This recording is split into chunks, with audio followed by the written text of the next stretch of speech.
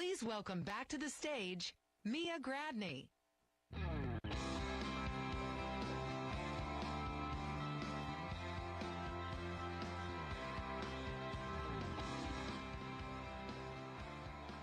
I know you are all enjoying each other's company, and we'll have more time to do that as well.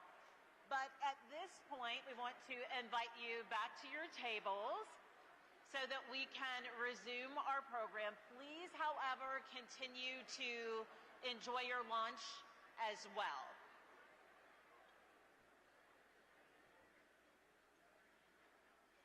You'll want to take your seat so we can recognize a few people we're going to ask to stand.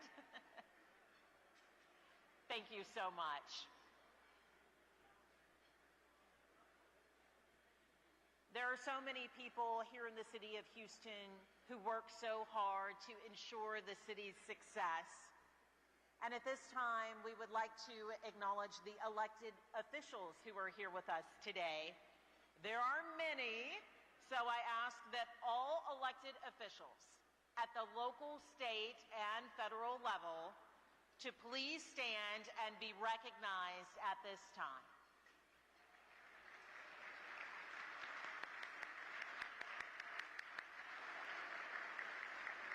Thank you for all that you do on behalf of Houston and our region as well.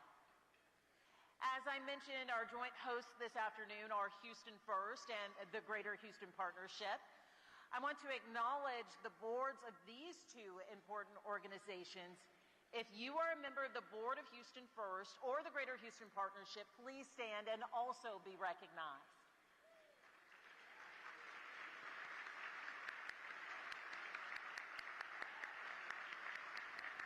Thank you for today's event. We also want to thank the many sponsors who have helped make today possible.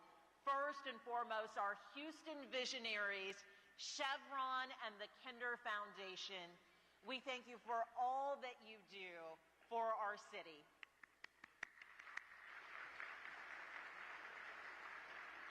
We would also like to recognize our VIP reception sponsor, Enchanted Rock.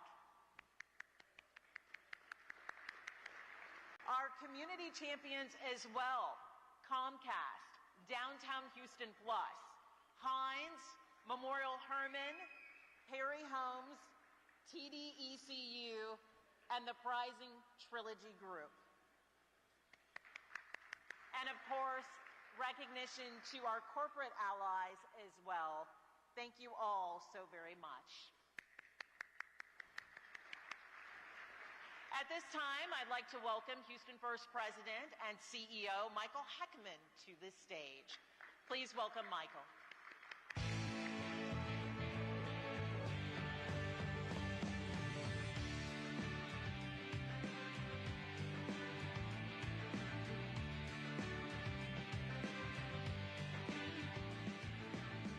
Mia, thank you. And good afternoon, everyone. What a pleasure to be with you here today to hear Mayor Whitmire's vision for our city. It's always a privilege for me and my colleagues at Houston First to be able to play a part in this special event. And an event as it should be in the fourth largest city with a room this packed with more than 1,600 people and a wait list to buy tables to get into this event.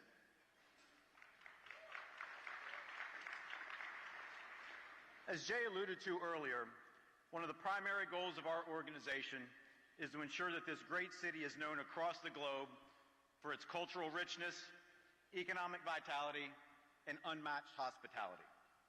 In recent years, Houston has faced extraordinary challenges, from weather events to the deep effects of the pandemic. Nevertheless, we have proven again and again our ability to not only overcome adversity, but to innovate and continue to prosper. This is a testament to one of the greatest strengths and brand differentiators that we have as a city, and that's our people. Houston First, in partnership with our many industry stakeholders, has worked to ensure that our hospitality and tourism sectors have remained strong. We have implemented new strategies to draw tourists, successfully grown our conventions and meeting business, and worked to make Houston a destination of choice for people around the world. By helping bring tens of millions of visitors here every year, including a record 51 million just last year, we are driving economic growth for the visitor economy, which is the region's fourth largest employer. Tourism, conventions, major events, and business travel combined to generate an economic impact of more than $25 billion for our region last year.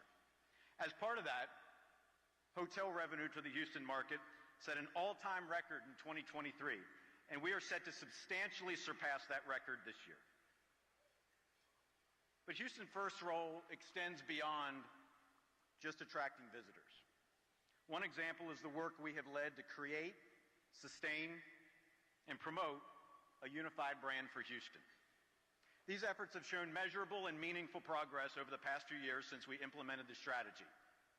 A recent survey from research firm Omnitrack shows that awareness of Houston and its message among out-of-state residents is up 6 percentage points over the last 2 years. Also improving are more consistent themes of what folks think of when they hear Houston. Statements such as a city that supports business, a vibrant place to visit with lots to do, an innovative food scene, and a strong sense of community top some of these descriptions. These results are certainly steps in the right direction, but much more can always be done. They also illustrate what is possible when we work together and collaborate with our community partners, including the Texas Medical Center, Downtown Houston Plus, the arts community, our professional sports teams, and of course, the Greater Houston Partnership.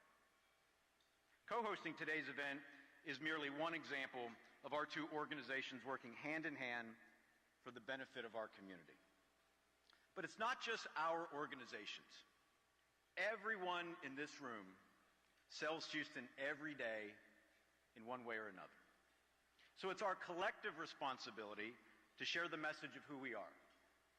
Houston is built on the power of together, with partnerships between the public and private sectors, our communities and their leaders, and our businesses and the residents who make them run.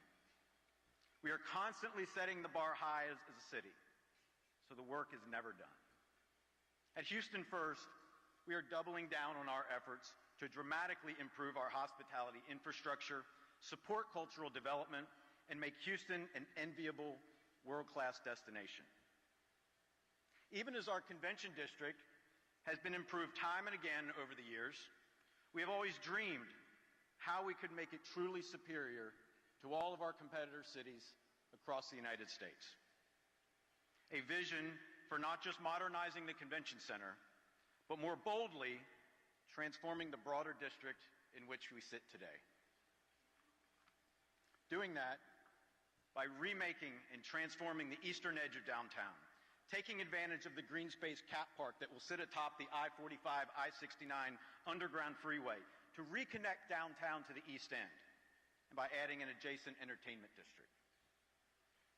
But such visions would have remained a dream and simply renderings on a slide deck, unless we could pass a landmark funding bill from the state of Texas. To do that, we needed a bill sponsor, a champion, and someone who could deliver.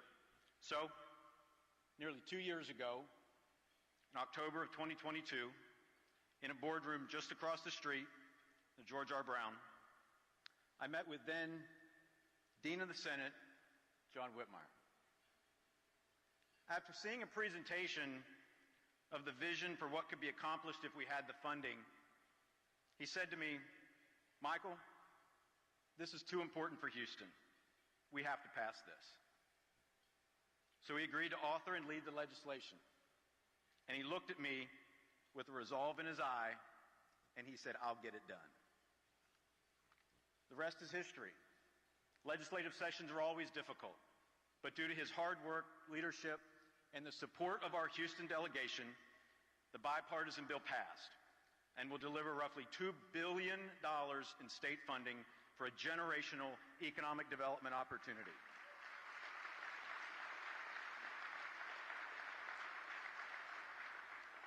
Later this year, Mayor Whitmire and Houston First will unveil further details on the development, and we aim to break ground sometime next year.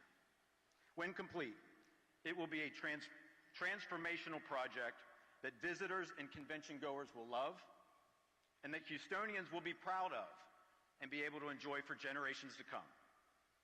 In closing, and as we look forward, I have to tell you, as I look across this room, I am filled with optimism for the people that are in this room and what the future holds for our community. Houston First is proud and honored to be able to play a part in helping shape the future of this incredible city.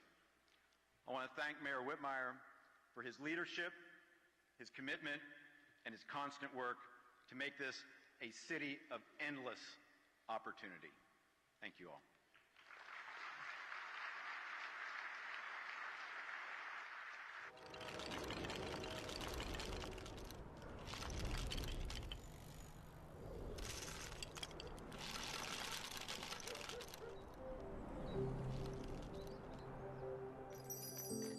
was a group of ladies, thought leaders, if you will, having breakfast. We were talking about who was going to be the next mayor. As we were in discussion, we thought we should go out and recruit the best person to run for mayor. A mayor that's going to represent us, going to represent the community, and that's really going to take on tough issues.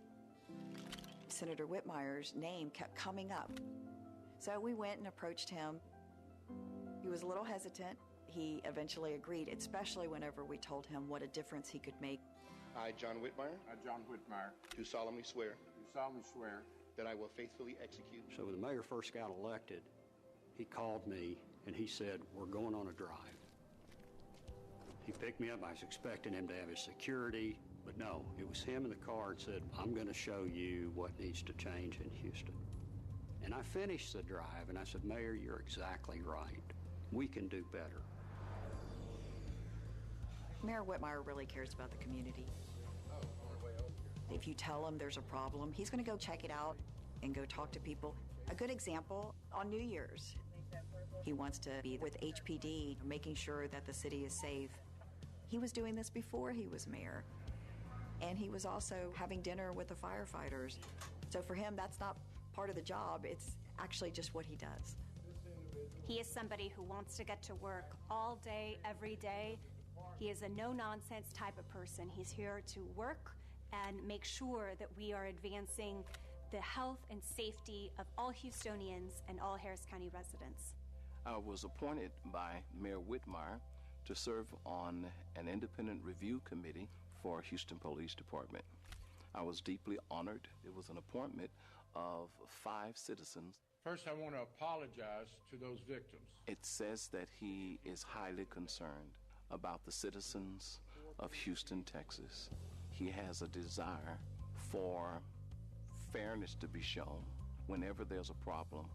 And it was very clear in the task that he needed performed, and he wanted to make sure we would get the job done without bias. If I was to choose a CEO of my company, Mayor Whitmire checks every box. He knows how to get things done, and he knows how to work in a collaborative effort. We can always do better. We can always... Mayor Whitmire has made good on the promise to work collaboratively with the county in many ways, one of which has been our shared response to the disasters of the Derecho and Hurricane Beryl. Mayor Whitmire and I were together in East Spring Branch, where there were over 900 children that were severely impacted. These were apartment complexes that were devastated by the storm. We're meeting with FEMA director this afternoon. By having the City of Houston and Harris County partner in this area, we were able to deploy more resources. The more Houston and Harris County can work together, the more we are able to achieve. A good example of Metro and the mayor working together is the Westheimer project. You know, Metro was going to come in and fix one side of the road, and then 2 years later, the city of Houston was going to come in and fix the other side of the road. And we said, it's one road. We should be fixing it all at one time. We have $6.1 billion of construction projects going on in Greater Houston. That's 275 different projects under construction. We have the opportunity to change the infrastructure, some of the freeways and some of the flooding problems. He has been a great partner in planning that and executing that and trying to get the bureaucracy out of the way so that it can happen sooner rather than later. One of the biggest commitments that he made was to make Houston look like Houston, making sure that the people in leadership positions are reflective of the Houston population. I'm really proud to be the first Hispanic female to be Metro Chair. The amazing thing about Mayor Whitmire is that he's concerned about all of the citizens, woven with this fine tapestry of all nationalities. You have to have a leader who's concerned for all of those people. In his appointments, he's always concerned about diversity. He is an inclusive mayor. We've got to make the energy capital of the world economically prosperous, safe, and clean. I'm really excited about the collaboration with the mayor, leading the charge all other stakeholders being involved in making Houston one of the prettiest cities in Texas, which in essence is economic development. So one thing I really appreciate about Mayor Whitmire is he's always encouraging me to put family first. One Sunday, my youngest daughter, Ana Lucia, who's in first grade, drew a picture. She said that she was praying for Mayor Whitmire because he was our mayor and he loved all children. So I text a photo of the picture to Mayor Whitmire, and his response was so incredibly gracious. That moves me, not only as a mother, but as somebody who gets to serve alongside him, because that's what it's all about. It's about making sure that we are leaving the city, this county, better for all of our children and grandchildren.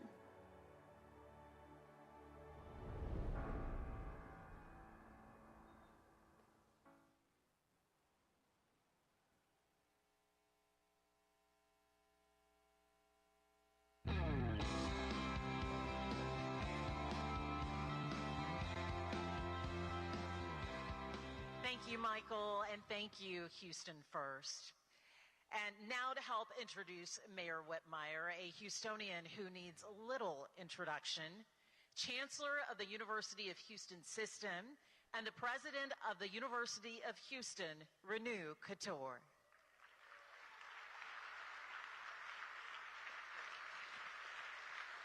Thank you. Good afternoon, everyone. I am honored and humbled to provide formal introduction to a man who needs no introduction in Houston and no introduction in Texas. When I was preparing for this introduction, I made one decision, that I was not going to tell you anything that you already know. So I'm not going to tell you that he has been a lifelong public servant, 40 years in the Texas Senate and 10 years prior to that in Texas House. I'm not going to tell you that he has been longtime chair of Criminal Justice Committee. I'm not going to tell you that he has passed many legislations giving voice to those who were marginalized or underserved from any and every category.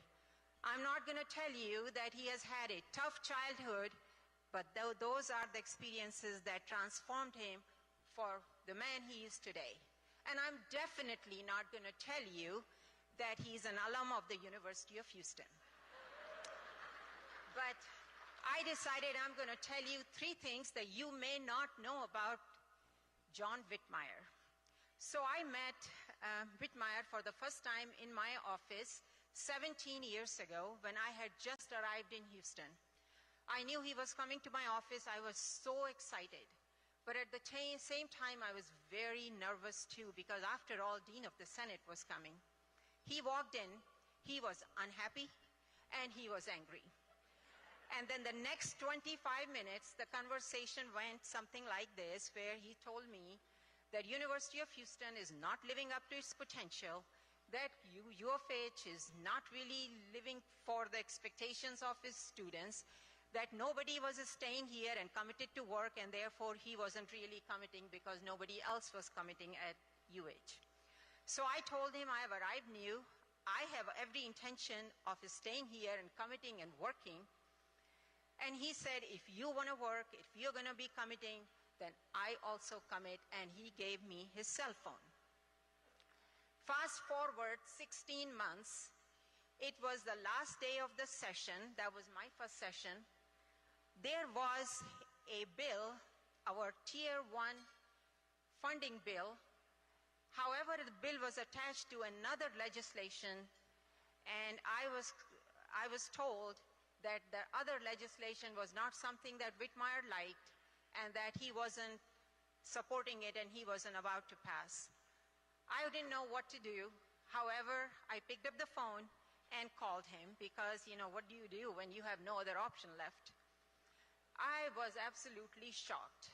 At 9:30 p.m., from the Senate floor, at the last day of the session, he picked up the phone, he listened to me, and I told him, Senator, I really need this bill because this is important to U of H.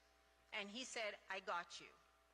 I don't know what he did or what he did not do, but the fact is that that bill was passed, putting the University of Houston on a road toward transformation that you see today.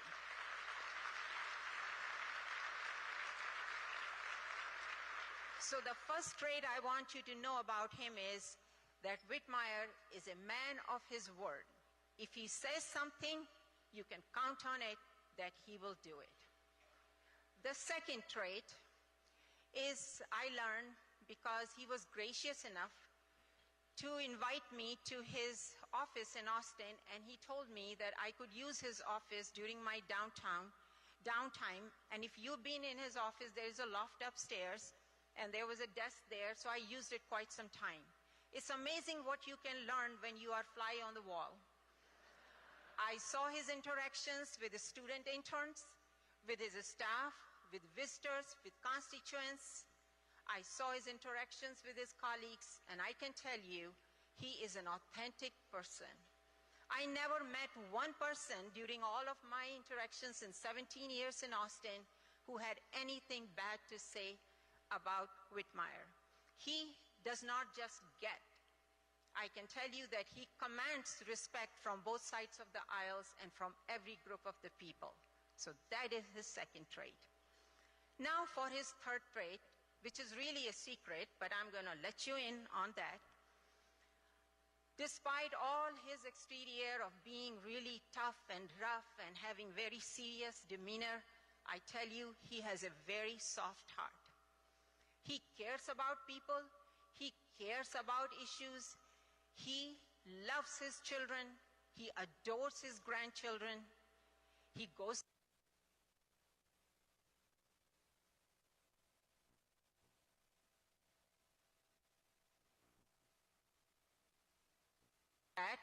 okay. He comes to our University of Houston games to just watch Cougars beat up everybody else. And he does that without making any kind of scene because he doesn't want to be introduced. He just wants to be himself. He's a person who has values just like you and me. So Houston is really fortunate to have a person like John Whitmire to be our mayor. With all the honor and pride and joy and gratitude in my heart, I present to you today a visionary leader, a compassionate public servant, and a dedicated mayor for the city of Houston. Please welcome Mayor John Whitmire.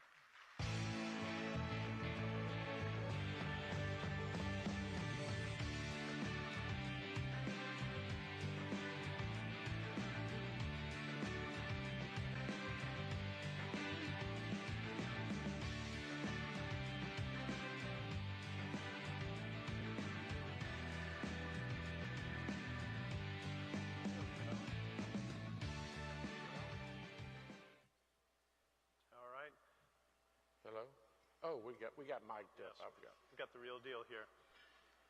So, first, Mayor, this is going to be an interview like never before.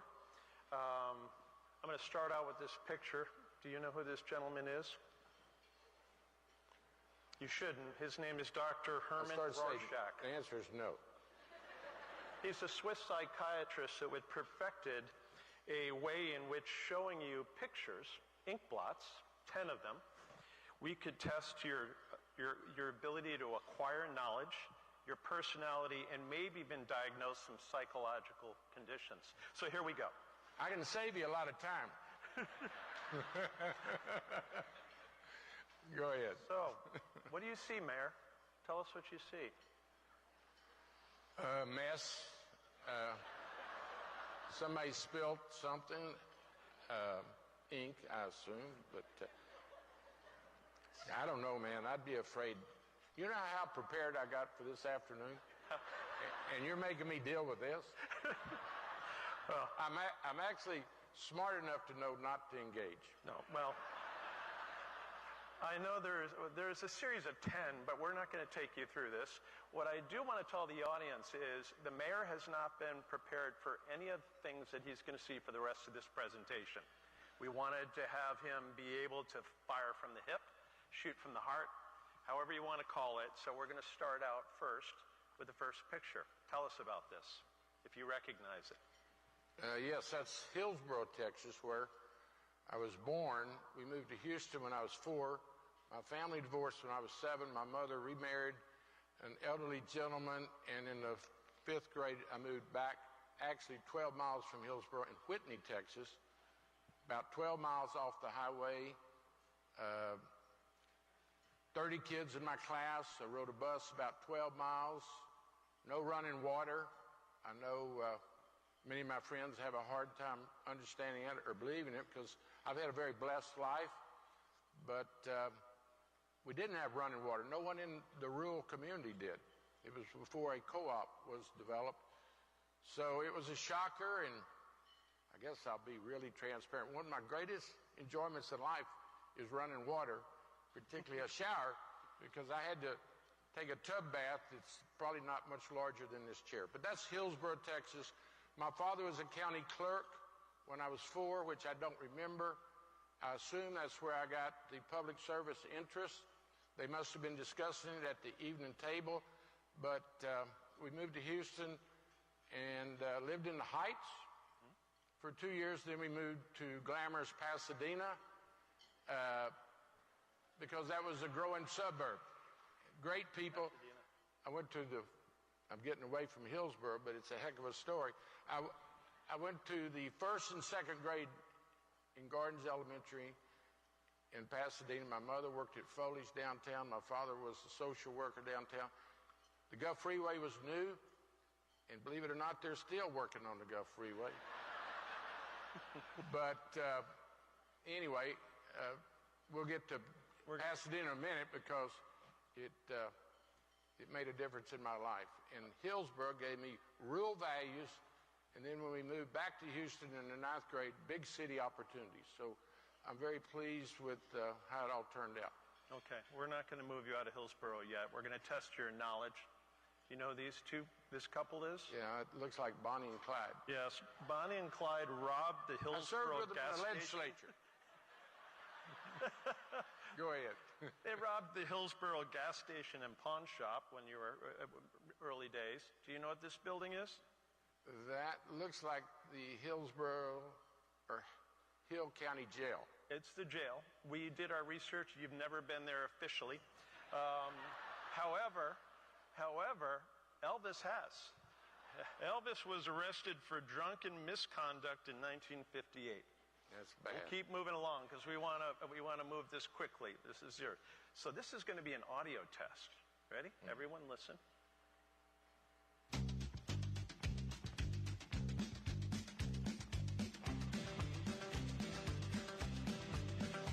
On the road again. I'm sure you know that's Willie. Yeah. Why is that relevant to Hillsboro? Willie Nelson grew up in Abbott, Texas, which was about 6 miles from Hillsboro. And when the Hill County Courthouse was destroyed or certainly gutted by fire in about 93, Bob Bullock was the lieutenant governor who was from Hillsboro. Got Willie to do a concert to start the repairs and transformation of the courthouse. And of course, he raised serious money, but it was not enough. So Bob Bullock, being a problem solver that had a huge impact on my public service, got the highway department to use their funds to restore the courthouse. And that was the beginning, Steve, of the courthouse restoration program, which has been so successful across rural Texas. Communities that didn't have money, but they had a historic courthouse. Now we have a historical courthouse repairs by TechStock. Yeah. Okay. Very creative. Tell us about this picture. That's my mother, who worked at Foley's. She got a divorce, and actually the Buckner Baptist home in Dallas had hired her for a dorm mother. She couldn't continue to support us. You know what child support was in 1955? $25 per person. But anyway, she was on her way up to Dallas to finalize the agreement. They would put my brother and I in the young male dorm as part of her compensation. And she ran into my stepfather, who she had known back in Hillsborough about 30 years before. His wife had just died of cancer, and 6 weeks later they were married. So on my 8th birthday, my father, who had me for visitation, dropped me off at the house, and I walked in and met this stepfather, Mayne, M-A-Y-N-E, Bennett, who had a huge impression on my life. I never saw him have an argument. But my mother, being in rural Texas, couldn't drive, so she would get the neighbors to take her. At a rural hospital in Whitney, they had a 6-month program. They needed nurses, probably still do in that rural setting. She took an LVN course and became an excellent nurse and cared for individuals, but she probably gave a good shot. I don't know if she didn't. I don't. No, that's not you in the body cast. Is that's no, not you? I don't recognize this. Okay, John. I had a question on this one. I do recognize those. Looking at this one and deciding, is that you in the upper left? Yeah. That's what I thought. That was an Easter get-together with my brother, who's he's tall at that time. I actually outgrew him. That's Jim Whitmire, who married Kathy Whitmire when they were students out at U of H. He died of juvenile diabetes when he was 31, and subsequently she ran for office, and I worked with her for many years. These are my nephews, my sister's boys, so it's great. I hadn't seen that picture in a long, long time. All right, this is going to be a little test. Bucket of sugar, some clothes, and money. Does that resonate on any childhood? I understand your house burned down. Oh, it wasn't that fancy a bucket. Does look like a nice bucket. It was like a coffee can. In the 6th grade, I was with my father in Waco going to a Baylor football game as a visitation opportunity. And we didn't have cell phones in those days, of course, but the rural house burned down on a Saturday afternoon. Everyone in a rural area goes to town on Saturday. So my stepfather and mother had gone to Hillsborough. That's where we did our shopping. And they got notice that the house had burned to the ground. I did not know about it till my father dropped me off at 9 o'clock the next morning. And there was nothing but a chimney, and I got out and cried because I thought it had happened during the night, and there was some burnt clothing there. So what happened immediately in a rural setting was the neighbors, and I'm not talking about next-door neighbors, I'm talking about probably a half a mile to a mile and further, started bringing items, donations. My 6th grade class collected $11. They kept sending me out to put the flag up, and I wondered what the deal was. They were getting me out of the classroom every day for about a month. They collected $11. The blankets and other items were brought by the neighbors. But I was shocked by the bucket of sugar, which was actually in a coffee can. Whatever they had, they were willing to share. And it's made a profound impact on my life. I spend my days trying to repay those rural, low-income. My stepfather lived off Social Security. That's the reason the mother got the LVN license. So anyway, I thank you for reminding me of that. Yeah, you're welcome. So you made the journey from Hillsborough down to Houston. What prompted that?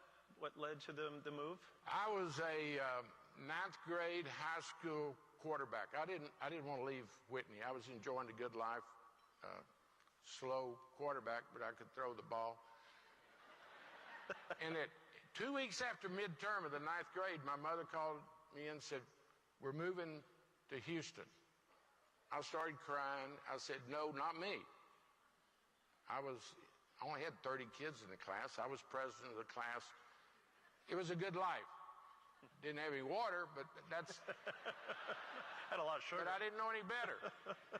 So 2 weeks after midterm, we moved back to Pasadena. She had to live, because she couldn't drive, across the street from Pasadena General Hospital so she could walk to work. My brother got a car, worked his way through U of H. But every weekend, this is significant in how I got here today, every weekend my father would pick me up for visitation because I didn't want to stay in that apartment. We've lived in apartments with my mother and the stepfather, except for the rural area. But every Friday, we would go to Lazy Brook, which is off of 610 and T.C. Jester. Every Friday night, we ate at White's Cafeteria at Merchants Park at 11th and Shepherd. Every Friday night. And the summer rolled around in June. I wanted a job. I didn't want to go spend the summer in an apartment in Pasadena. So I went over and asked the manager about a busboy job. He said, well, how old are you? I said, well, I'll be 16 in August. And of course, this was 1st of June. He said, well, you have to be 16, but if you'll tell me you're 16, I'll hire you. You know, I was trained to kind of bend the rules a little bit for the right purpose. For the right purpose. So I worked all summer and saved money, and then come September, I didn't want to go back to Pasadena. So I told my mother I wanted to move in with my father, which had mixed results, and go to Waltrip High School. Great beginning, because the 10th grade was the first year in high school in HISD. So did that, and then worked every weekend at White's. And so 90 cents an hour the first summer, $1.10 the next summer, and $1.25 I think I topped out. But graduated, and that is Waltrip, and we had their band here earlier today. So I was going to go to Nacogdoches, Stephen F. Austin, bar money, room with a high school buddy, but everybody said you need to get freshman English out of the way. So there was South Texas Community College, where the U of H is downtown now. So I took freshman English, did okay, small classes, and I changed my mind. I stayed here and got 2 years of a 2-year diploma, associate's degree from that community college, and then I went to U of H, and the rest is history. There's a senior picture at Waltrip. Look at that. I've been very blessed. Every stage of my life, I've had assistance and mentoring by other successful people or compassionate people. You know, I know what it's like to not have air conditioning. Mm-hmm. We lived at Ella and 610, so my mother could work at Northwest. My mother knew I was not really getting along with a stepmother who kind of resented my father being closer to me than her, which I guess she had a point. But my mother knew I was unhappy my junior year, and she moved in an apartment across from Memorial Northwest. I subsequently moved in with her my junior year. That old rundown apartment would go a month without air conditioning. So I identify with the people that are challenged and struggled in Houston. And I will always be trying to pay back people that were nice and comforting to me. Which brings me to the next thing. Yeah. You worked in the food stamp store and used to travel to homes to deliver them. Tell us about that experience. Well, the job when I was going to the community college downtown was to work in the mail room at the welfare office, it was called, now Human Resources. I worked in the mail room, and after getting 60 years of college credits, I became a caseworker in the food stamp program. In 1971, it was a new nutrition program by the federal government. So I would do casework and do home visits all across Houston. Lyons Avenue in Waco, I make a home visit to verify the data that had been filled out in the application. So I heard people's hardship. I can recall one that I've never forgotten. The lady said, I was asking her about her light bill. Why is your light bill so high? I had to verify management of the family. She said, I have to leave the lights on 24/7 so the rats don't chew the nipple off of the baby's bottom. I can't get that vision in that lady's discussion out of my mind. She could not turn the lights off because the baby would drop the bottle and the rats would chew the nipple. So I worked there all through U of H. So before you respond to him, I want to read a quote. First, tell us who he was. Not much more, because I want to read this quote. That's Dr. Murray, who I had as a political science professor, who had obviously a huge impact on my career. So he sent us a quote. I just want to read it. In one class, we focused on recently enacted Texas state legislature plan pouring over the map with me. John noted that a new state house districts included his Hold Ice High School and adjacent neighborhoods. And no incumbent it was, he thought, This is a district where a local boy could work hard with little money. Law school could wait.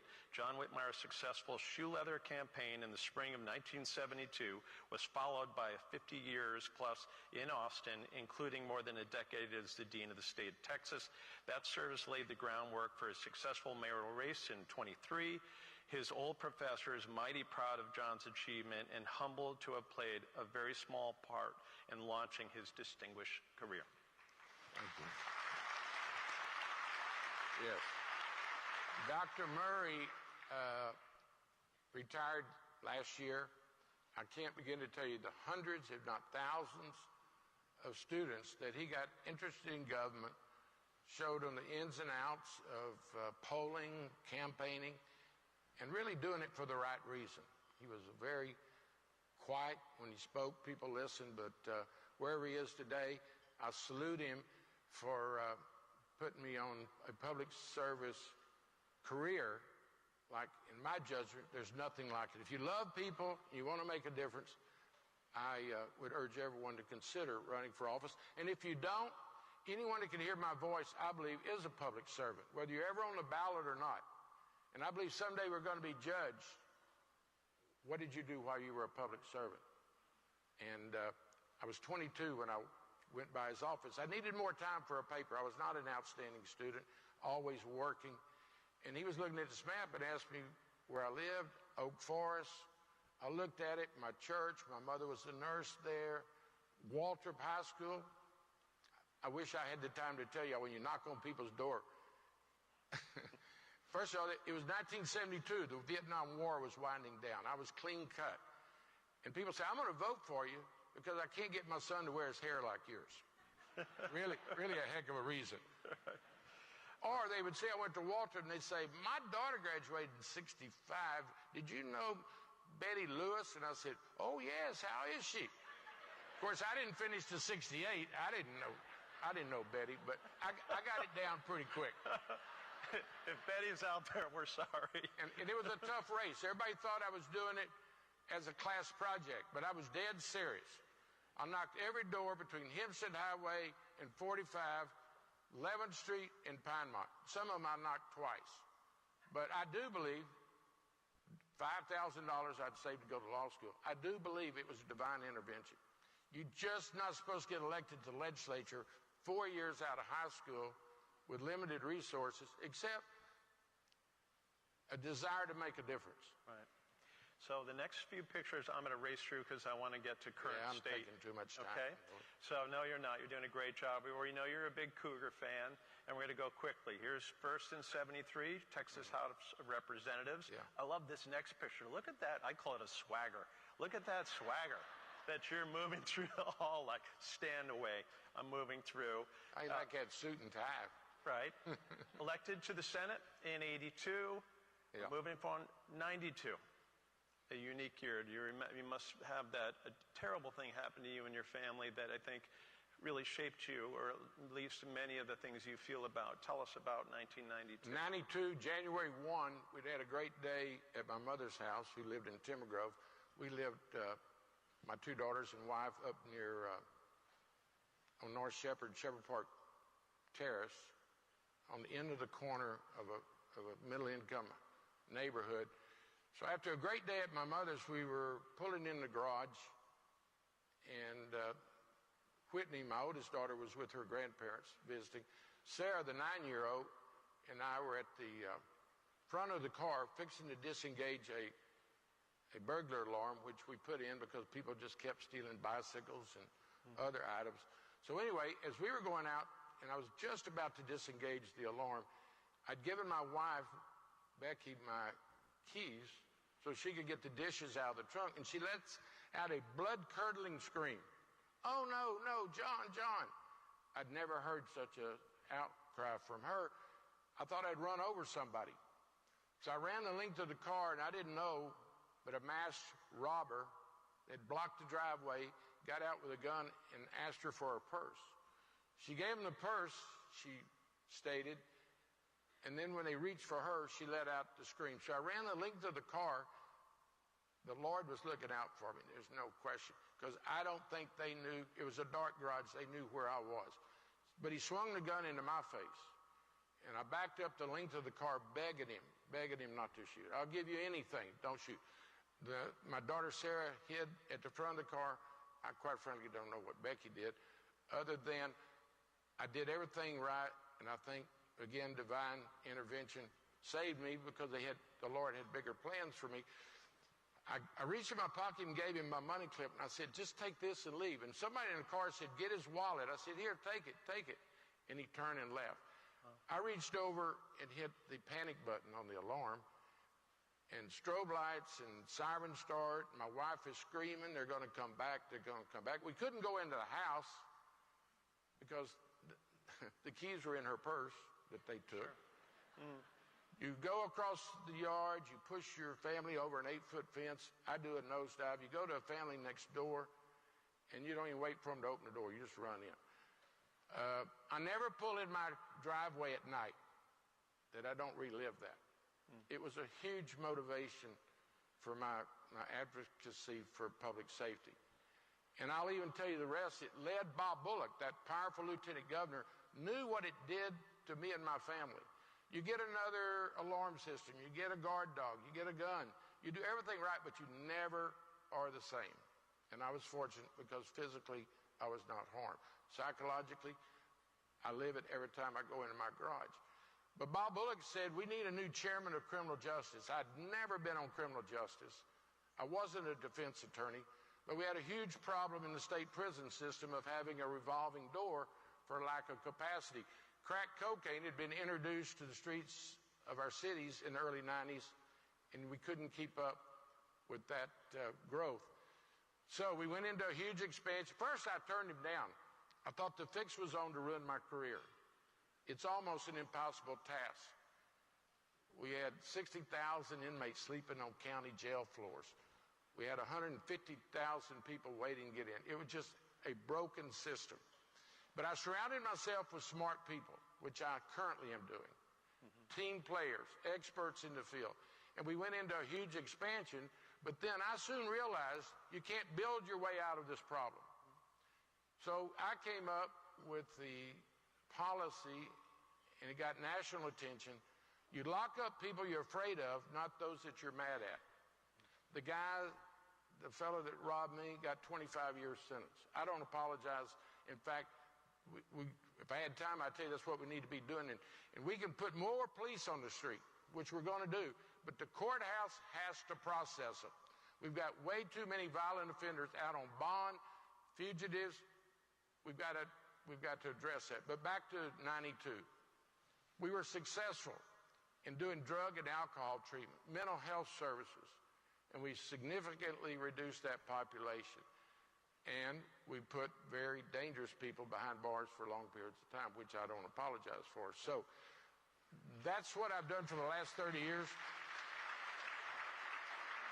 And it was so successful that when I retired from the Senate last year, certainly I darn sure didn't retire, but I was the only Democratic chair in a very Republican-controlled legislative body. So I still, I went to a second chance breakfast for inmates the other day.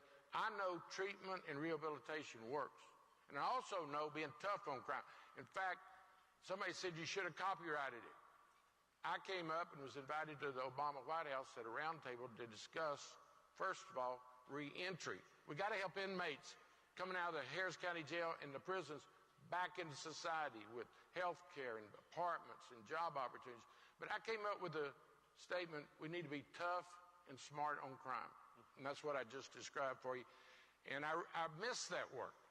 And that's why when I ran and Elizabeth Brock asked me to run, I said, public safety will be my highest priority. That if we don't solve public safety, the infrastructure, and I could go through the list of things, quite frankly, I'm anxious to talk about, because we are going to address the homeless issue. And we're going to do it successfully.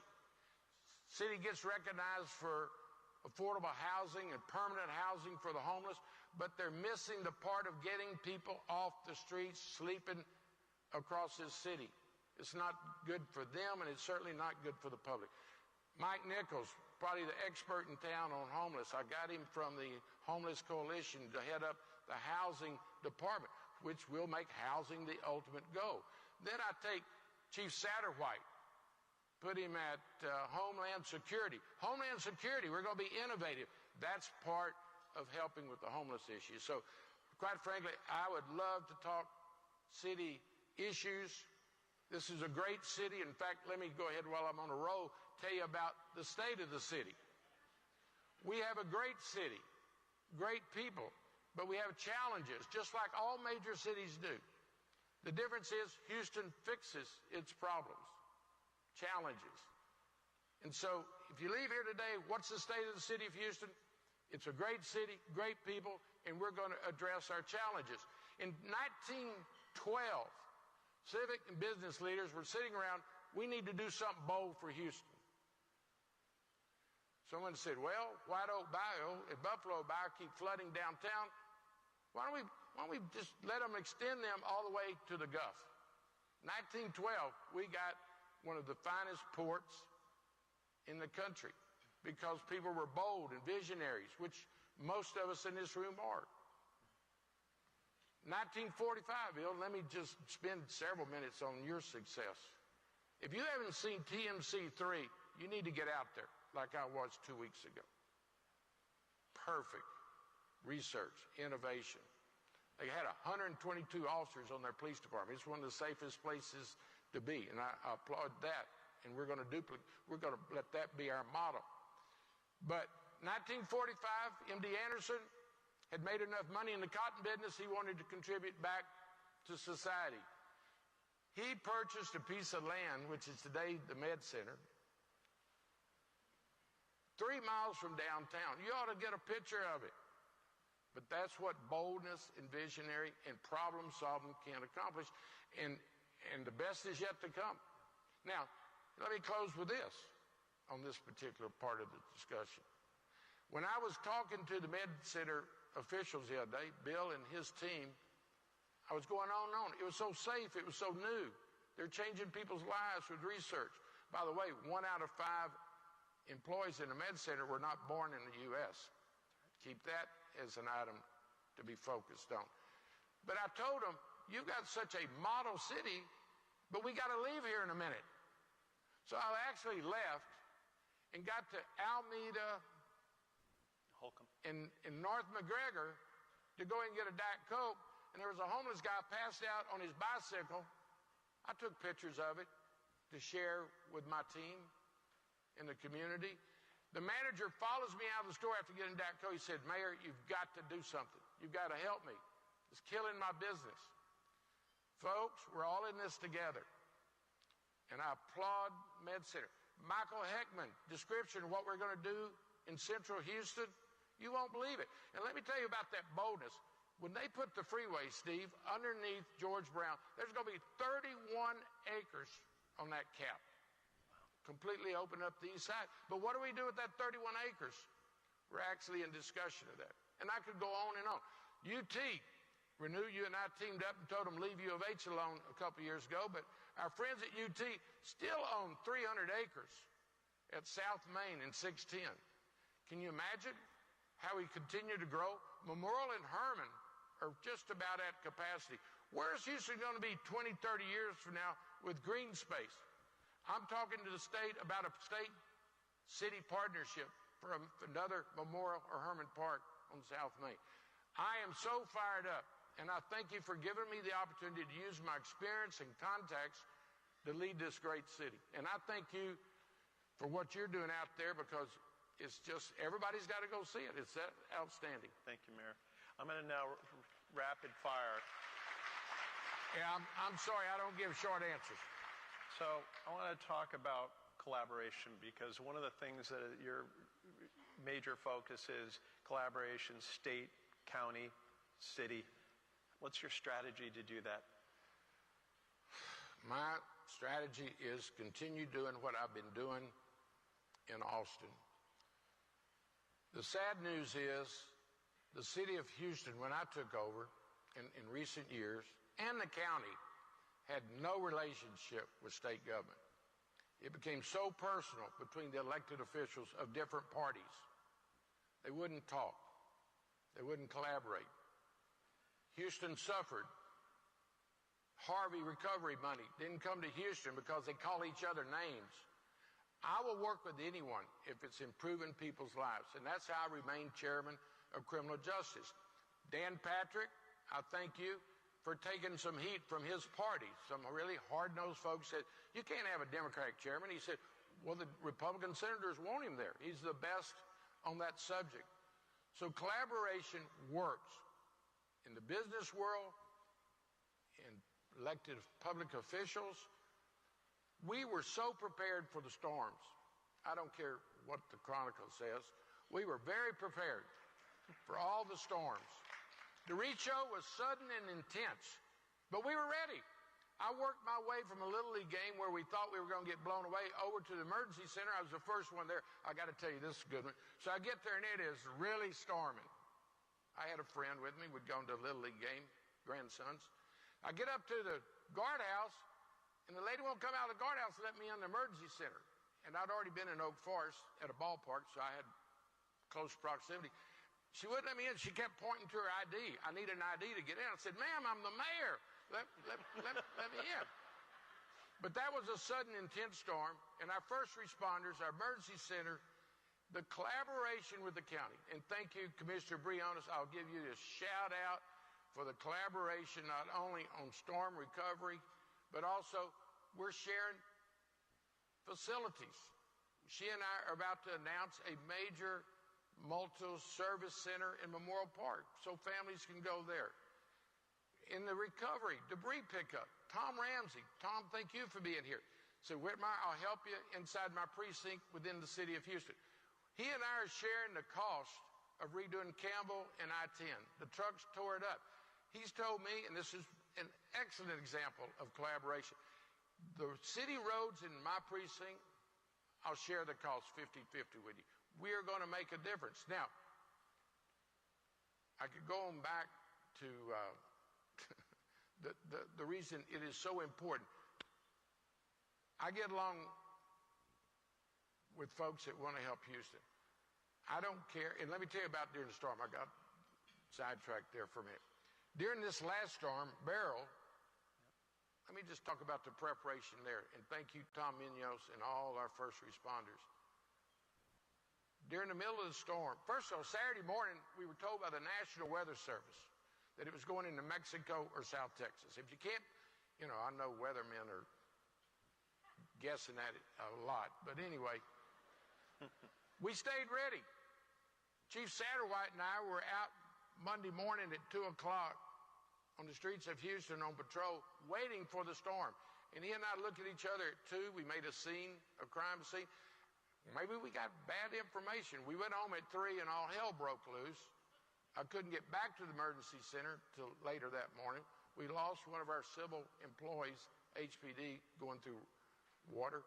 But let me talk about collaboration. Because we were without electricity, the Med Center, as you know, we're not releasing people that were recovering from surgery. You don't send someone in recovery for a major surgery to a house without electricity.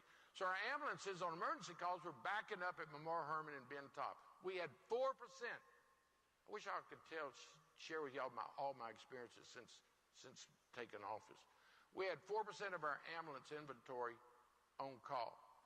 The rest were backed up at the emergency room door. So we got on the phone, collaboration with the State Emergency Center. I talked to Nim Kidd, who's one of the best emergency center operators. I said, Kim, we got to have ambulances. Mm-hmm. We got 25 ambulances that evening from around the state. The Chief Satterwhite mobilized HPD. They were working 12-hour shifts. Some were not going home. But they couldn't get into our dark neighborhoods like we wanted. So I called Nim Kidd again. I need law enforcement. We got dark neighborhoods. The traffic lights are not operating. No traffic enforcement. We got 100 officers from Fort Worth and across this state. That works. And we're going to continue that. I've got 3 county commissioners, Garcia, Briones, and Ramsey, that are my full-time partners that are wanting to solve problems. We don't care what party you belong to, where you come from. If you love Houston, you love people, we welcome you. And let me give a shout out also. Let me give you a shout out. You know why Houston is such a great city? You know, I could talk about what I've discovered at the city, but I don't want to waste any time about what I inherited. I want to go forward. But let me tell you, after 8 months, what I've discovered, and I want you to really think about this. In a city government that has to be improved, and we're doing it regularly with great leadership. Angela Blanchard, who ran Baker Ripley for years, is working for us in resiliency. But let me tell you what makes this city so great while we're trying to improve city government. It's institutions. Houston First, Houston Partnership, the academic community, our faith community, the Med Center, the port, NASA. I can't begin to tell you how, on a daily basis, I see how well we're doing. It's because of the collaboration of all the stakeholders. Now, can you imagine if we get the city of Houston government at the level that we have a right to expect? We'll deal with the finances. I'm working through collaboration to deal with the finances. We're doing everything we can to recruit additional police officers and firefighters. Since we had to settle the firefighter disagreement with the previous administration, 8 years they didn't talk to each other. You can't recruit people if they don't know their career plan. It was always going to be expensive. The partnership internally was saying $800 to $1 billion to go back 8 years and deal with benefits. Mayor Pro Tem and council members and Vice Mayor Pro Tem, it is indeed an honor and a privilege. In the absence of our mayor, it is an honor and a privilege for us to celebrate and to recognize this being a wonderful presentation. Anytime that the armed forces receive anything, I'm always grateful and honored to make those presentations. The 77th birthday of the United States Air Force, whereas the United States Air Force was established on September 18, 1947, following the enactment of the National Security Act of 1947. This act led to the creation of the National Military Establishment, which was later renamed the United States Department of Defense, encompassing 4 of the 5 military branches: the Army, Marine Corps, Navy, and newly formed Air Force. And whereas prior to 1947, military aviation responsibilities were divided among the Army for land-based operations and the Navy and the Marine Corps for sea-based operations utilizing aircraft carriers and amphibious aircraft. The Army established the first pursuer to the Air Force on August 1st, 1907, which through a series of organizational changes and mission evolutions ultimately led to its separation 4 decades later. And whereas the United States Air Force is recognized as the largest, most capable, and technological advanced Air Force globally, it stands as the second largest service branch of the U.S. Armed Forces, comprising of 329,614 active duty airmen, 172,857 civilian personnel, 69,056 reserve airmen, 107,414 Air National Airmen. And whereas the Air Force motto, aim high, fly, fight, win, and its core values of integrity, first serves before self, and excellent in all we do, underscore their unwavering vigilance and readiness to defend our nation. And whereas the city of Houston proudly hosts the United States Air Force 147th Attack Wing at Ellington Field and United States Air Force Recruiting Office, Houston, the dedicated men and women of the 147th Attack Wing are vital to safeguarding the people of Texas and maintaining the security of our great state. And whereas the Air Force Recruiting Office in Houston seeks out outstanding men and women from all walks of life, give them highly technical training to equip them with the skills necessary to bolster the U.S. Air Force combat capability and adapts to the constantly shifting needs of the Air Force. And whereas Texas has a rich history of supporting military service members, their families, and their communities, the City of Houston expresses its gratitude to those who serve and have served in the United Air Force and their families, and extends its best wishes to the United States Air Force on its 77th birthday. Therefore, I leave it up to our Mayor Pro Tem. Thank you, council members. So therefore, I, Martha Castex Tatum, Mayor Pro Tem, on behalf of John Whitmire, Mayor of the City of Houston, hereby proclaim September 18th, 2024 as the 77th birthday of the United States Air Force in Houston, Texas. Congratulations.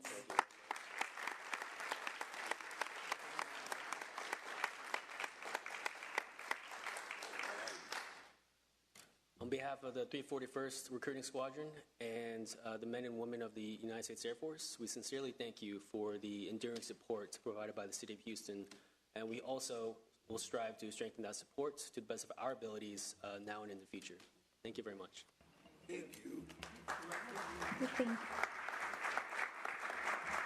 Thank you so much, Councilmember Davis. We have Councilmember Thomas.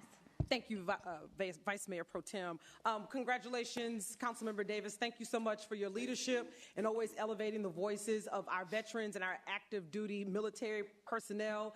It's no secret, and I have to say it all the time, my only regret was that I did not go to OTC and move forward with the Air Force. I was in junior ROTC at Alief-Elsick, really shaped my life, shaped leadership, one of the reasons I'm here today. And all of our ROTC student cadet, they are excited about supporting our country. So just want to thank you for what y'all are doing in the city. Thank you, Director Dembo. Thank you, Dr. Jones. And word on the street is Councilmember Davis is jumping out of a plane. I had to put it out there. I know you said you wasn't doing it, but we're going to count you in that number. So if y'all have an opportunity to support Councilmember Davis, allow him to join with you as an Army veteran. You know, the word on he used to jump out of planes, so give him another opportunity. I don't know about that. Good? All right. Good deal.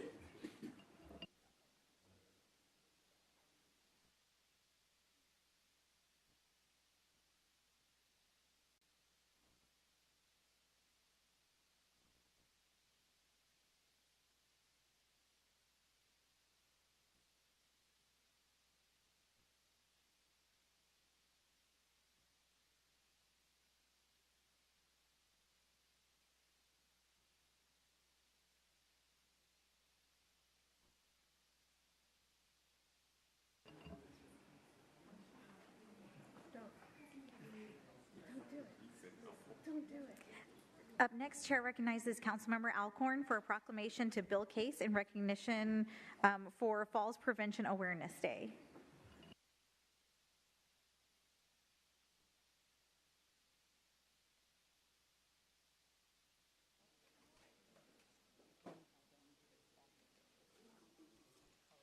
Hi, colleagues. Here we are again for Don't Fall Down Day one more time. We've been doing this for, over 10 years.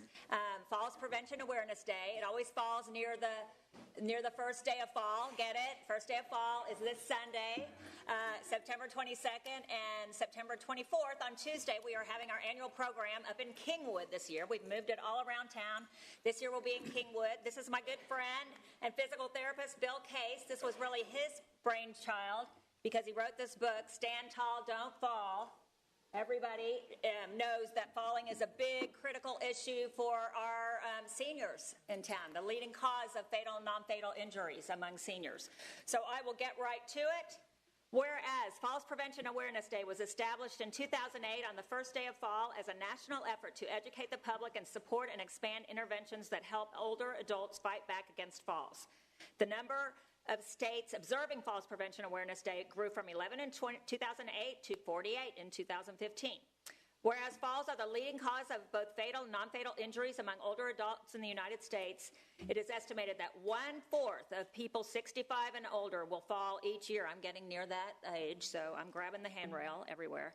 Every 11 seconds, an older adult is treated in an emergency room for a fall. And whereas falls can lead to depression, loss of mobility, and loss of functional independence, the financial toll for older adult falls is expected to increase as the population ages and may reach $101 billion nationally by 2030.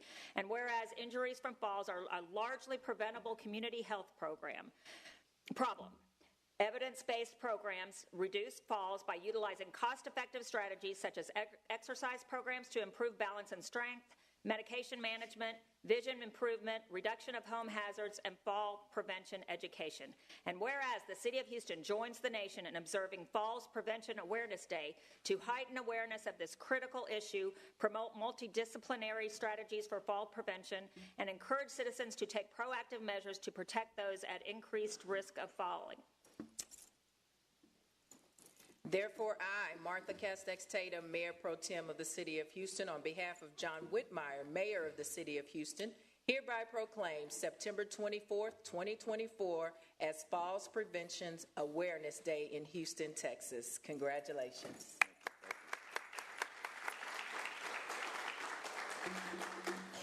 Thank you, Mayor Pro Tem.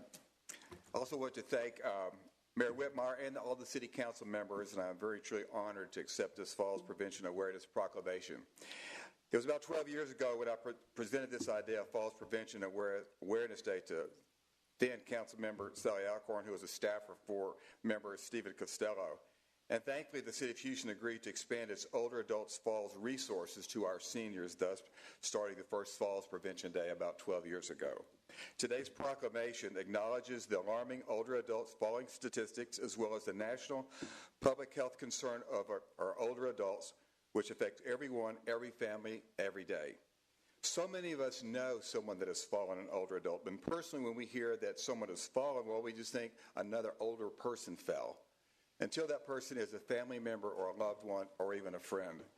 So today is the call to action with this proclamation because older adult falls are preventable. I believe education is the key to preventing falls. Basically, to prevent falls, all you need to know are the fall risk factors, such as having your eyes checked annually, having your medications reviewed with your physicians, make your home safe with modifications, and exercise, to name a few. Exercise not only improves your strength, balance, flexibility, and posture, but also keeps you mentally, physically, and socially active. Since the City of Houston has been hosting this Falls Prevention and Awareness Day for the past 12 years, we've seen an increase in sponsor participation and community involvement to educate and grow fall prevention awareness. This year, the Falls Prevention and Awareness Day will include plenty of food and drink, exercises, line dancing, flu vaccines, and a diversity of many local sponsors sharing their information and resources with the goal to prevent falls. The Mayor's Office, City Council, local sponsors and partners, and the media have been a remarkable asset for this event with their informative marketing, educational influence, and promotion of falls prevention. I would like to thank the sponsors and organizers, which will make this year's Falls Prevention and Awareness Day a huge success. I have a personal shout out to Sally. I'll take it. Who has been a committed spokesperson for falls prevention from the very beginning. Sally's compassion as an advocate for the older adult is evident as she and her staff have worked diligently with the city and within the community to provide the most complete, comprehensive, and successful falls prevention event. Ironically, both Sally and I lost our parents due to a fall, and both were tragic, and at least for my dad, it was preventable. My true passion and focus is to keep one person from falling. And at the end of the day, the goal is to remain active and independent. So just remember that falling is not a natural part of the aging process. It is preventable. Thank you.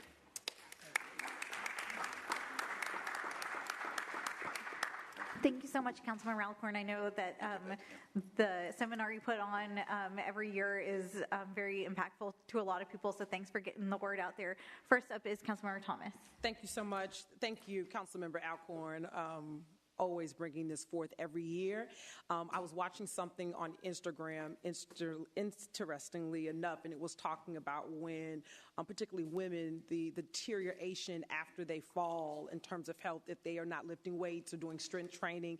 And I didn't know that about the connection in terms of mobility. And so I've been more sensitive to that. Would love to make sure that this information is available so we can get to our newsletter, our ARP groups, our network of seniors that are in the community. My father told me, it was months ago, he had fallen at work.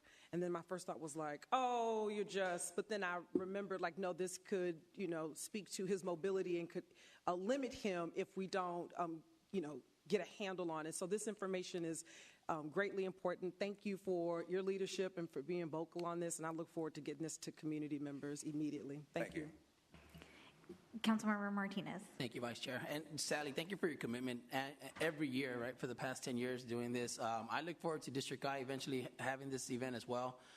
We all, of course, in every district have older community, and it's not just the older community, it's just in general, right? Pedestrian accessibility, all that is important for us as well. And so just thank you for the work that you're doing to highlight what is it that we need to ensure community are aware. And just, again, just want to say congratulations and look forward to working with you on this in the next, couple of years, hopefully. Thanks. Councilmember Ramirez. Thank you, Vice Mayor Pro Tem, and thank you all for bringing this recognition to us and for this effort. This is something that touches all of us, I think. Yep. I think each one of us knows someone who has suffered a fall and had some really, really awful consequences resulting from it. And I don't think I need to say this is going to affect all of us one day as well. So thank you all for this. Thank you. Thank you. Want to get your proc?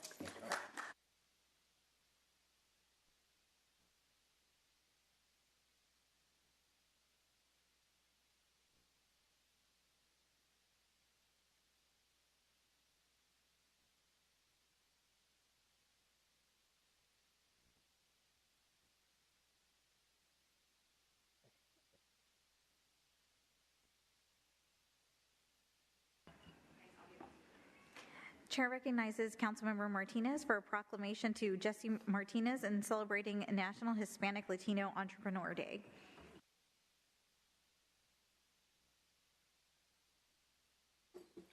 Thank you, Vice Mayor Pro Tem. Mayor Pro Tem. As many of y'all know, Hispanic Heritage Month started on 16 de Septiembre, which is the 16th of September. And so I'm happy to bring up Latino entrepreneurs to kind of kick off what is a month-long celebration. I encourage you all to definitely, keep an eye out for different events throughout the city of Houston, attend, and really help bring in this community as much as possible here in the city of Houston. As I've mentioned before, we're just as much of a fabric of the community as well, and there's a lot of great talent, a lot of leadership, and so I'm happy to bring up Jesse, Gustavo, and Mark, to celebrate Hispanic and Latino entrepreneur. And so, whereas as of June 24, Hispanic Texans constitute 39.7% of the state's population, while Hispanic represents 40% of Houston's population, contributing significantly to the region's rich history, economy, culture, and community. During Hispanic Heritage Month, we honor and celebrate the vast contributions of Hispanic and Latino individuals towards fostering a prosperous, innovative, and inclusive economy in Houston. And whereas Hispanic and Latino Entrepreneur Day is dedicated to honoring the drive, accomplishments, and positive economic impact of Hispanic and Latino entrepreneurs in Houston, the City of Houston encourages all to recognize, honor, and celebrate the enduring contributions of Hispanic and Latino entrepreneur ecosystem. The city extends its best wishes to the Hispanic and Latino entrepreneurs for their continued growth and success, commending them for their resilience. Therefore, I, Martha Castex Tatum, Mayor Pro Tem of the City of Houston, on behalf of John Whitmire, Mayor of the City of Houston, hereby proclaim September 17, 2024 as Hispanic and Latino Entrepreneur Day in Houston, Texas. Congratulations.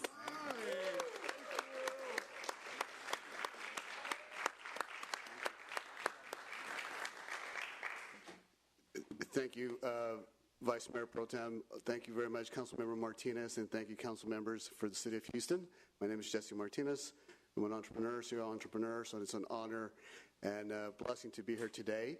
And this moment has been a long time in the making, and really understanding, why didn't we have a day focused on celebrating Latino entrepreneurs, Hispanic entrepreneurs in our United States? And so today, without taking much more time, we have some entrepreneurs in the room with us here. And I just want to acknowledge them because this is really about them and the movement that we're creating and making sure that we celebrate across the United States. So we have Andrea Rana from Las Perras Cafe, Andrea Gomez from AG Communications, Alba Huerta from Julep, Alfredo Arvida from Clachi, David Cordua from Limbar, Edson Prado from JPG, Eric Ibarra from Magnolia Fund. We have Fernando Muguel from Pendulum Productions, Joey Sanchez from Cup of Joey, Lina Matus from DigiClicks, Oriana Durban from Organized Solutions, and Diana Clausen from Protection Services. And so...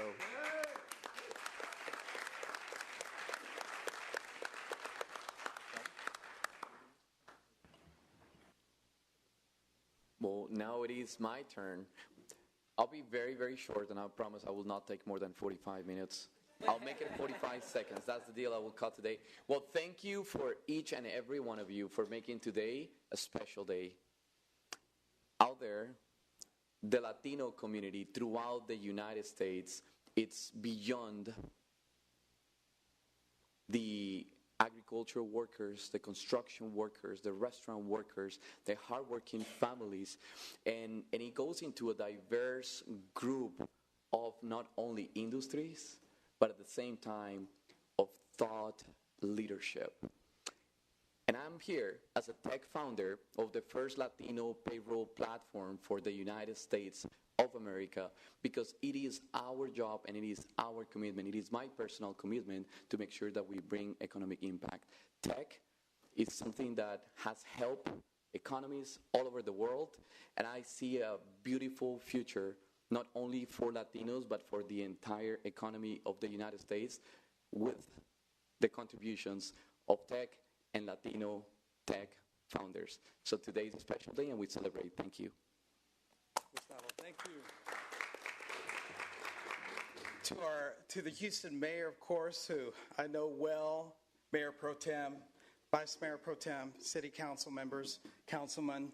It is great to be back in Houston, Texas, and to celebrate this day as a national champion of small business, most recently as head official for the Small Business Administration, and having been in Houston for 10 years, I can tell you that this is a moment in history that started right here in Houston, Texas, that is going to be a movement across the country. You're going to see announcements and proclamations in Kansas City, Missouri, in also Kenner, Louisiana, New Orleans, Louisiana, and throughout the state of Nevada. And we're just getting started. And it all started here. You know, these business owners represent and embody a family. We call it familia. Familia, resilience, determination, now strategy. And we say when Latino and Latina entrepreneurs do well, our American economy does well. And the most recent release of the Latino GDP report just last week in San Diego from the Latino Donor Collaborative, the results showed that from 2017 to 2022, the U.S. Latino cohort grew the second fastest amongst world economies, only second to China. And a big driver of that is Latino and Latina entrepreneurs. Like the ones, I'd like to give them another hand, sitting in the audience. Thank you, thank you. And Alba, who is in the audience, I had some personal time with her last night, and she brought me into her new space adjoining Julep. And she said, I said, who created this masterpiece? She said, I designed it. And just her imagination, her creativity, her unique branding has now made her a national personality. And Julep is nationally known. In fact, James Beard Foundation has recognized Julep. And it's right here in Houston, Texas. So this is an important milestone. It's an important marker. We're excited to be here. Thank you all for recognizing this important day that will always be, from this point forward, in this space on Hispanic Heritage Month. Thank you, Houston, Texas. Councilmember, we have Councilmember Ramirez in the queue. Thank you, Vice Mayor Pro Tem. Thank you, Councilmember Martinez, for bringing this forward, and thank you all for being here. I'm the product of a Latino entrepreneur. When I was a little boy, my father opened a small grocery store to help support 7 kids, and that put me on the road to getting a good education and getting a good start out on life, all of us as a matter of fact. So very important to recognize the efforts that are going on right now to support yourselves, to support families, and support the economy. So thank you for all you do. Councilmember Davis. Thank you, Vice Mayor Pro Tem. Congratulations, Councilman Joaquin, and to all of you for your efforts and certainly the leadership in Entrepreneur. Our city is diverse, and that everyone ought to be recognized for their contributions to our complete economics in the city of Houston. God bless you all. Thank you. Thank you, Councilmember Martinez, and congratulations.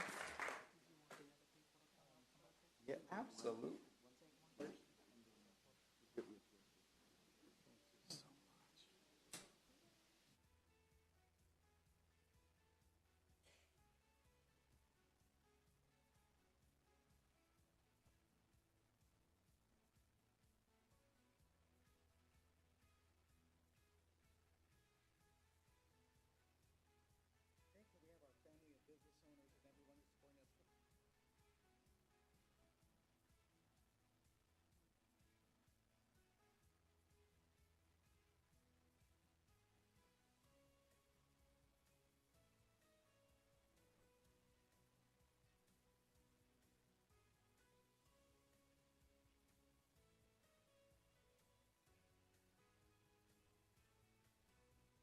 You can come inside if you want to open that up.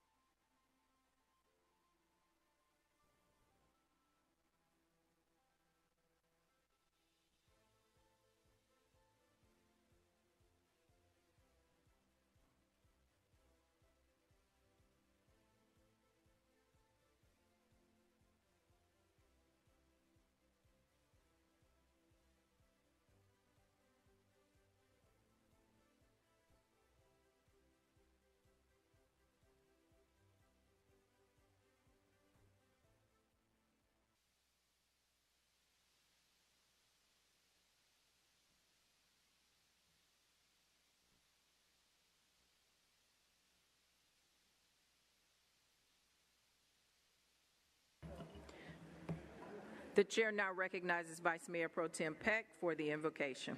Thank you, Mayor Pro Tem. Earlier today, unfortunately, a police officer was shot in Spring Branch.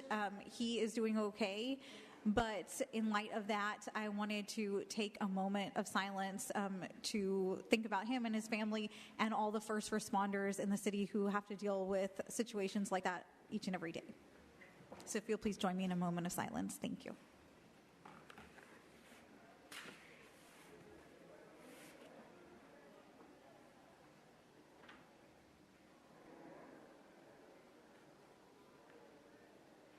Thank you. Please stand for the pledge. I pledge allegiance to the flag of the United States of America and to the republic for which it stands, one nation, under God, indivisible, with liberty and justice for all. Next, we'll have the roll call. Mr. Secretary, if you would please call the roll. Mayor Whitmire, Councilmember Peck. Here. Councilmember Jackson. Councilmember Kamen. Present. Councilmember Evans Shabazz. Here. Councilmember Flickinger. Here. Councilmember Thomas. Present. Councilmember Huffman. Councilmember Castillo. Here. Councilmember Martinez. Here. Councilmember Pollard. Here. Councilmember Castex Tatum. Here. Councilmember Ramirez. Here. Councilmember Davis. Here. Councilmember Carter. Councilmember Plummer. And Councilmember Alcorn. Here. Need a motion to adopt the minutes of May 21st and 22nd and May 29th.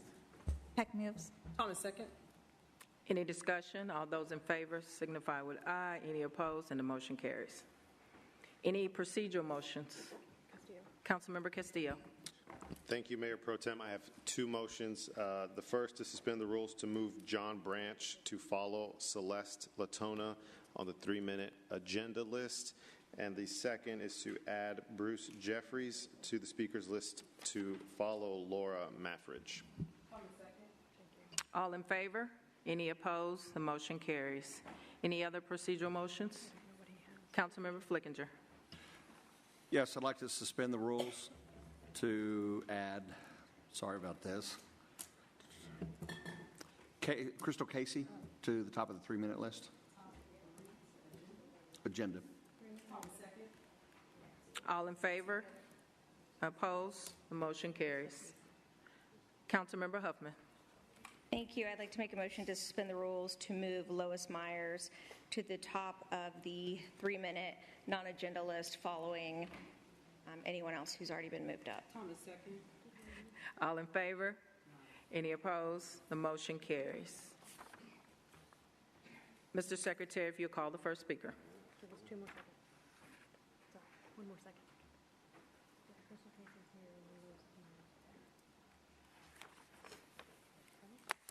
Peter Eccles.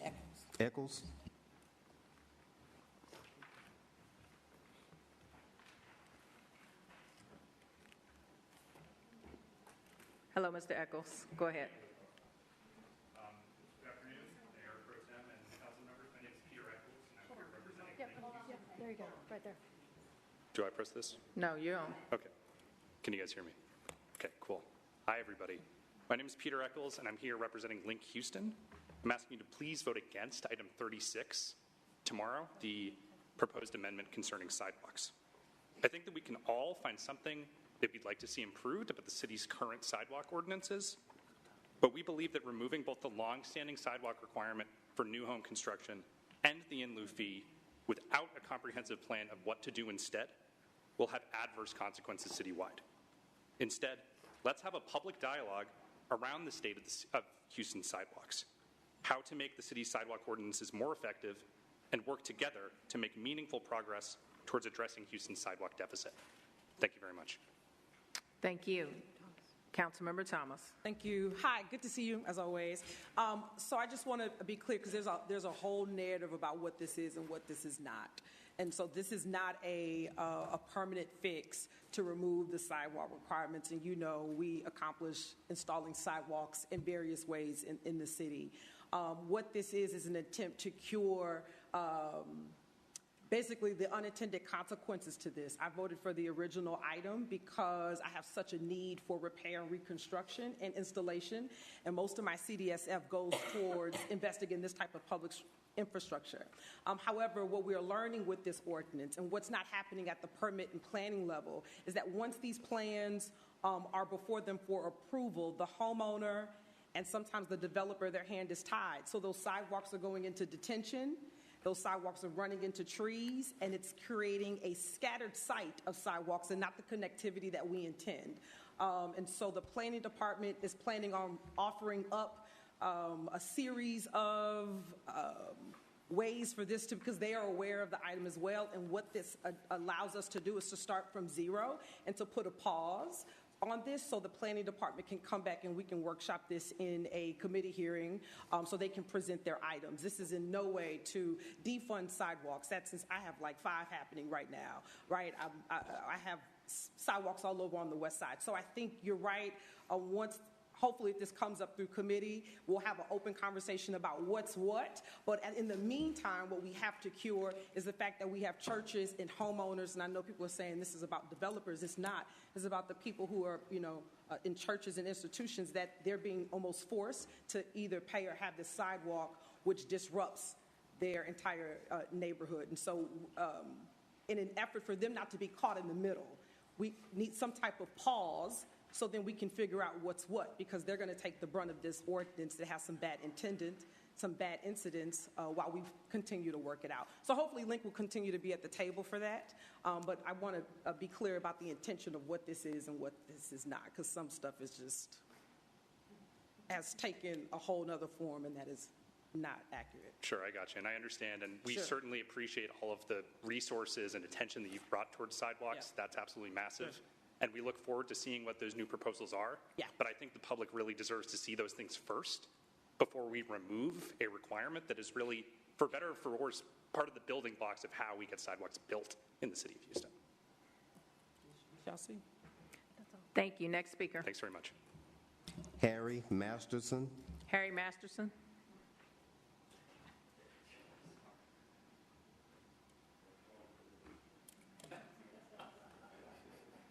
Getting there. I am getting there. Yes, good afternoon. My name is Harry Masterson. I want to thank the council and the Mayor Pro Tem for letting me talk today. I'm a native Houstonian, and I'm here to talk about item 36, the sidewalk issue. I jog, I ride my bike, and I walk my dog every day on sidewalks, roads, and trails around Houston. I am the former board chair of Scenic Houston.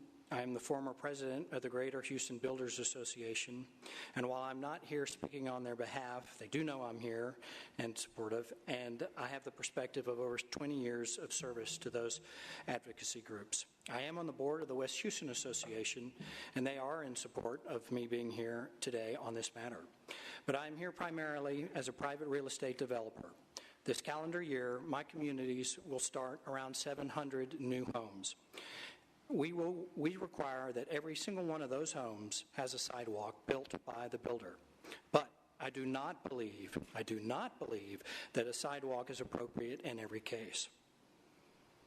We are aware that there's a bigger plan in the works, one that will encompass sidewalks and trails and a holistic approach, and one that will address where sidewalks are not appropriate. I can assure you that the development industry and multiple advocacy groups around Houston eagerly await this new plan. Addressing this issue in a piecemeal manner undermines the process and the ultimate usefulness of a master vision. Clarity of regulations and development codes is incredibly attractive to businesses, investors, and developers. My request is that this matter go back to the administration and to planning, where it can be included in one comprehensive plan or code. In closing, I would like to add that well beyond my industry, there is a sense that Houston is open for business, that City Hall has adopted a collaborative mindset, and that we are energized to work together. Personally, I think that this period has the makings for a true renaissance for Houston. Thank you. Councilmember Ramirez. Thank you, Mayor Pro Tem. And Harry, good to see you again. Thank you for being here and sharing your views. I totally agree with you. I think we should pass a holistic approach and not do things piecemeal. I know the administration is working on that. I'm eager to see what they have, at which point it will be debated and discussed fully before we vote on it. But thank you for being here. Thank you. I was going to give him time if he needed it. Next speaker. Crystal Casey.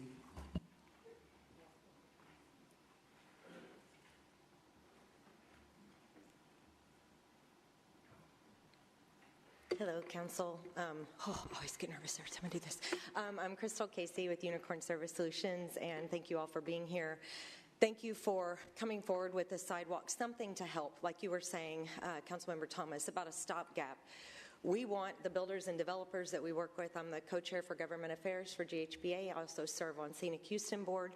We do want connectivity, and we want underserved neighborhoods to have sidewalks.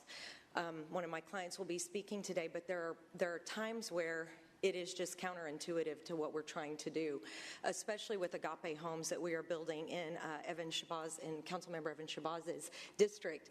We've got affordable homes that are being supported by the city, but then they're being punished where they can't build a sidewalk, where there's a manhole, and they're having to pay the funding from the city to service this agreement. So we're definitely in favor of a holistic approach, and we love sidewalks, and we want more sidewalks in these areas, but I appreciate there being some, like you were saying, some kind of a stopgap. Thank you so much, Councilmember Pollard. I know that you've heard us, and all of you have met with us. And to me, you are all friends of our industry, and we're very grateful for everything that you do, from permitting to sidewalks, and you listen to us, and we're grateful that you have us at the table, and we're grateful for this opportunity to maybe do some type of a stopgap while there is a holistic approach being addressed at the Planning Commission and at the administrative level. So thank you so much. I appreciate it. Councilmember Carter. Thank you, Mayor Pro Tem. Great to see you, Crystal. As always, you lead the way on the discussions and certainly open to suggestions and workarounds with everything that you do. I think it's evident that we've seen the sidewalks to nowhere, but also I think it's important that we don't punish the builders for something that we're trying to do good on the other end. And, when you start out at $30 a square foot and end up at 9 or 12 it's a problem. And I think that we know the original intent the outcome was a little bit different, that unintended consequence that we talk about. But, I certainly, too, am in favor of sending it back and having further discussion and making sure that we're doing the right thing by all citizens and not just the more vocal ones. Thank you. Next speaker. Thank you for being here. Thank you. Dexter Handy. Dexter Handy.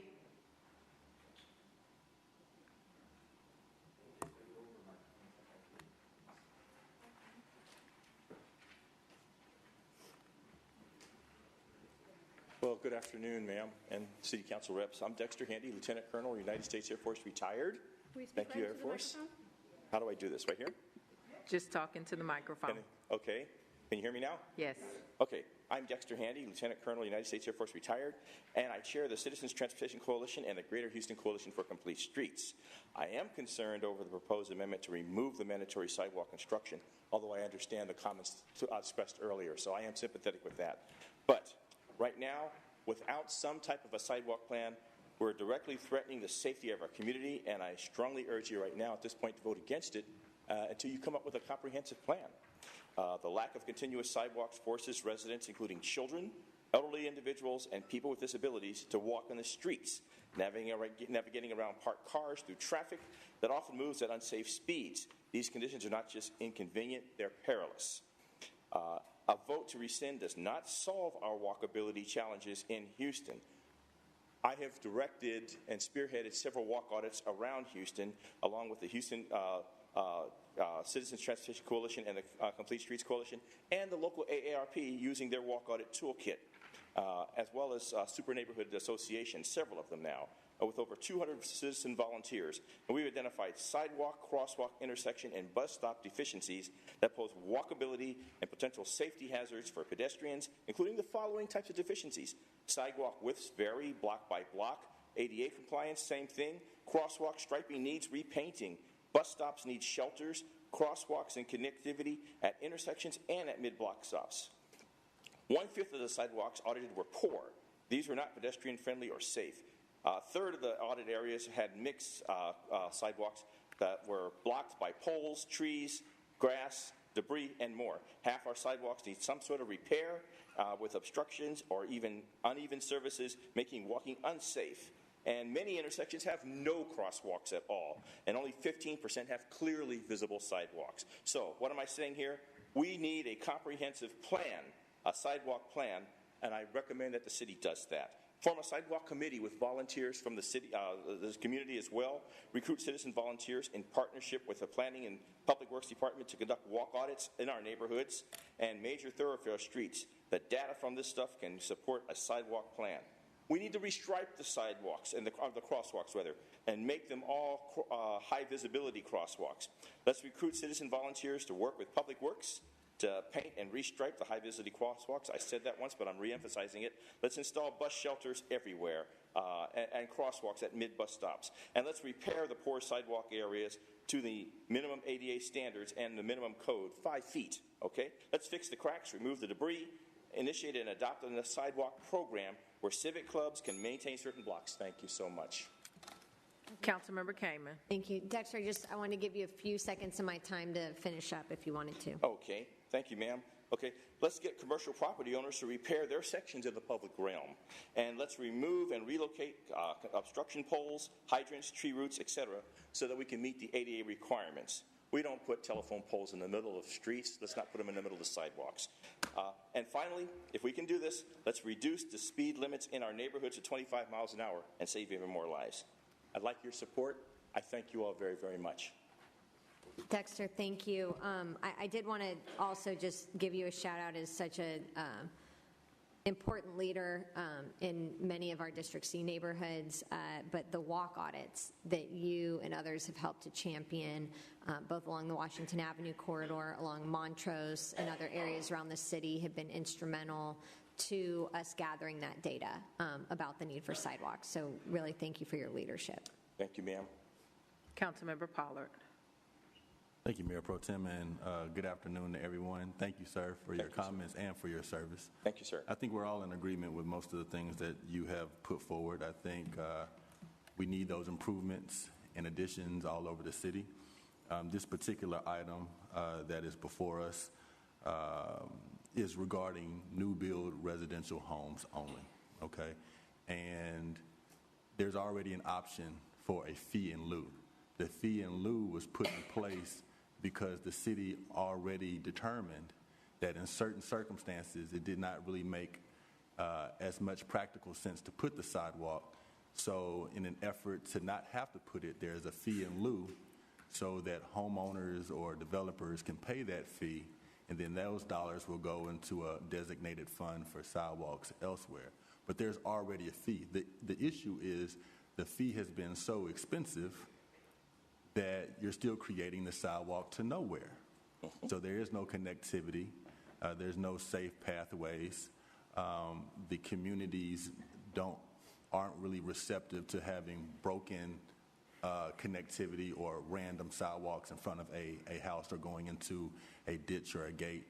And so this is an attempt to say we have good intentions, but the policy just is not turning out to meet its intended purpose. And because of that, we need to revisit it and see what we can do to put in place. And I think based on these conversations, yours and others, the conversation is now rolling faster, which I like because I think things work way too slow here. And hopefully together we can come up with a solution that makes sense for everyone. So your comments are well noted and well taken, and I want to thank you for all your contributions to our city, especially when it comes to infrastructure. Thank you, sir. I don't disagree with anything you said.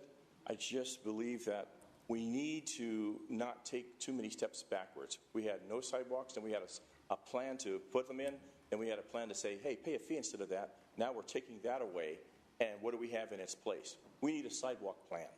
It's part of Vision Zero's goals and objectives, and let's move forward with that so that we don't have these disconnects in the future, sir. Great. Thank you very much. Councilmember Castillo. Thank you, Mayor Pro Tem. And Dexter, thank you so much for being here. You have put in so much work around this issue, and you are clearly very passionate about sidewalks and walkability and mobility. I saw it firsthand at the walk audit that I participated in, and I appreciate you bringing recommendations about specific things that can be done to help with the broader issue overall, because we oftentimes will hear from folks that are passionate. When they come with specific takeaways, it's a different experience. And so thanks for being here and sharing your thoughts and all the work you've done around this issue. Thank you, sir. Councilmember Thomas. Yes, Lieutenant Colonel, thank you for your service, and thank you for your contribution. And everything that you're saying is absolutely true. So today we have a little less than $1 million. So when you speak of the sidewalk plan, I have one sidewalk in Brookfield North off of Cook Road that's going to cost me close to $280,000 on one side to bring it from 3 feet to 88, 5 feet plus ramps. So then what's the methodology to draw down on the $700,000, right? So if it's only $700,000 because we're nickeling and diming neighborhoods that need repair and need reconstruction with this fee. And so neighborhoods can't wait 30 years in order to have one sidewalk fixed because it's very costly. So this item does not address any of the, when you're talking about intersections and walkability, that continues to happen, right? We've invested significantly in the Safe Sidewalks program, CDSF, the Mayor's Office of Disabilities, that continues to happen. This is attempting to cure a very narrow issue that is overlooked in that ordinance, right? When it's happening at going into a detention pond, running into trees, those kids are still going to have to get off that sidewalk and walk in the street, right? Just for the sake to say we have it and it doesn't accomplish the goal is not necessarily good policy, right? And it doesn't work for neighborhoods and it doesn't work for the people throughout the city. And clearly there's a demand and we want to make sure that that continues to happen. So I just want to be clear that this is attempting to address just a sliver of the overall, that it does not disrupt. But as you continue to engage various offices, I think if we're going to continue to keep the fee, it would be good to know how that fee is going to be dispersed equitably throughout the city. Because if I have to lobby and fight for $250,000 for one sidewalk, is it really worth it? Am I going to really get that in my neighborhood? And then likewise for other neighborhoods. So if we can just keep that in mind as you can continue to advocate, I think you'll help us have better policy. I absolutely do, ma'am. I keep that in mind. I'm just looking for a holistic solution. We need sidewalks, let's face it. And like I said earlier, we don't need to keep going backwards. We don't need to penalize certain homeowners or certain communities, but we need a comprehensive approach. That's what I'm looking for. I agree. Yes, ma'am. Alcorn. Thank you, Dexter, for coming. I've been on those sidewalk audits, too, in the heat, but I appreciate it. And I really appreciate my colleagues bringing this matter to the forefront because it does kind of push the conversation. I've been talking about sidewalks a long time, and I'll save most of my remarks for tomorrow, but did want to address one thing you said about getting a group together. So last year, Mayor Turner encouraged me in my interest in getting more sidewalks to put together a technical advisory group. And it wasn't with the public yet, but we were looking to do kind of the pre-work before possibly doing a sidewalk bond to get the real money that we need to build sidewalks, to repair sidewalks, to connect the city with sidewalks.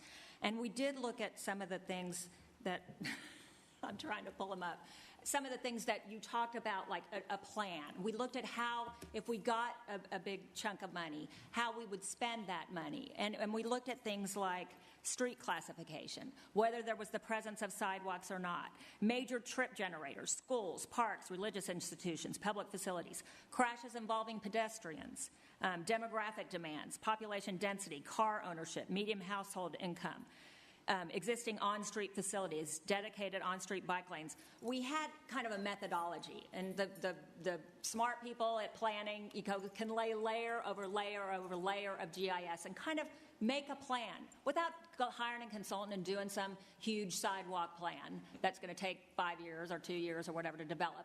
We have the kind of the bones of a plan. So I like your idea of getting a group together. It needs public input, of getting really more of a comprehensive approach to this. I appreciate this discussion very much. A lot of this started when I was in a neighborhood that absolutely did not want sidewalks. And I'm like, why are we fighting for this neighborhood to have a sidewalk? They don't even want them. We've got plenty of neighborhoods to do. But the issue is equity. If we're forcing some people to build sidewalks and other people kind of get a pass on sidewalks, that's not fair either. So the fee in lieu of was a solution to that issue. And we worked hard on finding the right number for that fee. It was a lot higher as proposed. It was like $30. So the idea of the fee was to collect funds. It was never meant to be a huge amount of funds. I think the mayor predicted it would be about $1 million. We understand there's about $1.4 million in it right now. It's never meant to be this whole solution, but it was to make people really give considerable thought to whether you build a sidewalk. If you really don't want it, you pay the fee. But I totally understand my colleagues' concern about a mismatch of sidewalks that don't make any sense. So great discussion. Thank you for coming. More to come. Thank you, ma'am. Councilmember Kamen. Very quickly, one question, and Councilmember Alcorn, I think you're spotlighted in the pictures on the back as well. No, I agree with, my colleague said it beautifully, and again, I think we're all committed to coming up with a holistic approach, Dexter, as you said, to sidewalks. When you talked about engagement, you may not be able to speak to this one question. When the city was looking at this program to begin with, there was a lot of work that went into that, including community engagement. Is that correct? Can you speak to, and I know we have some other civic leaders that can speak to that as well. I just didn't know if you had any insight into the level of engagement. And we were concerned, and I don't know if there was enough community engagement. And there definitely was not any community engagement with this decision to say, let's pull it back. Okay. We got caught off guard last week. So maybe with more public engagement, public discussion, I wouldn't be here today like this. Understood. Thank you again. Thank you, ma'am. Thank you for being here. Next speaker. Stacy Fairchild. Stacy Fairchild.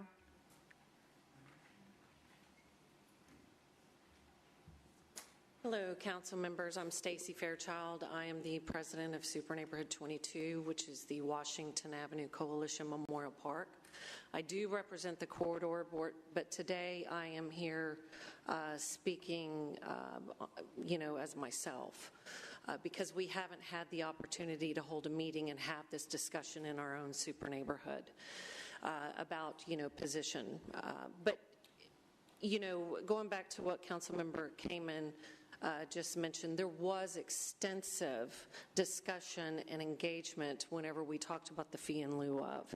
In fact, myself and several other super neighborhood presidents were working with former Director Brown, and we sat in her office for 6 hours discussing what this would look like for all Houstonians, not just our super neighborhoods and not just our part of the city.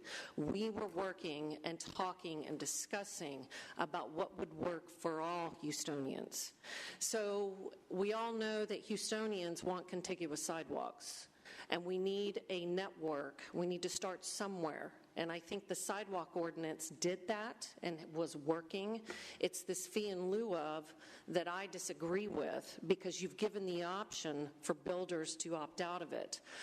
With that said, I do agree with you, Councilmember Thomas, that there are areas, there are neighborhoods, there are communities, there are places where sidewalks don't make sense. And there needs to be a vetting process, a robust discussion between the city and the builder about, and the homeowner or whoever, or that neighborhood, whoever's involved, that doesn't involve a fee. But we all need to work together here. The builders need to work with the neighborhoods need to work with the builders, council needs to work with all of us. And I'm not getting that feeling here. So what I am recommending today is that we get rid of the fee in lieu of and go back to requiring the builders to put in the sidewalk. But when it doesn't make sense, it triggers a process by the administration that requires a number of parties to come together and discuss that and come up with a combined outcome that works for everyone or that we can live with. So that's one thing. The other thing that's disheartening and concerning to me is that this made it onto the agenda without any public engagement. There was public comment last week, but the public comment was in opposition to, and rightfully so, because the public wasn't engaged. The planning department should take an item like this first and foremost, evaluate it. Thank you. Do Your time further has work. expired. Councilmember Kamen. May I have a little more time? Yeah, a little bit, but I go ahead, and then I'll comment afterwards. Go ahead. Okay. Evaluate, the planning and department should evaluate in terms of the process, should evaluate the item do further work, do the public engagement, because that's what happened with the fee in lieu of. There was significant discussion around that, lots of my time and others.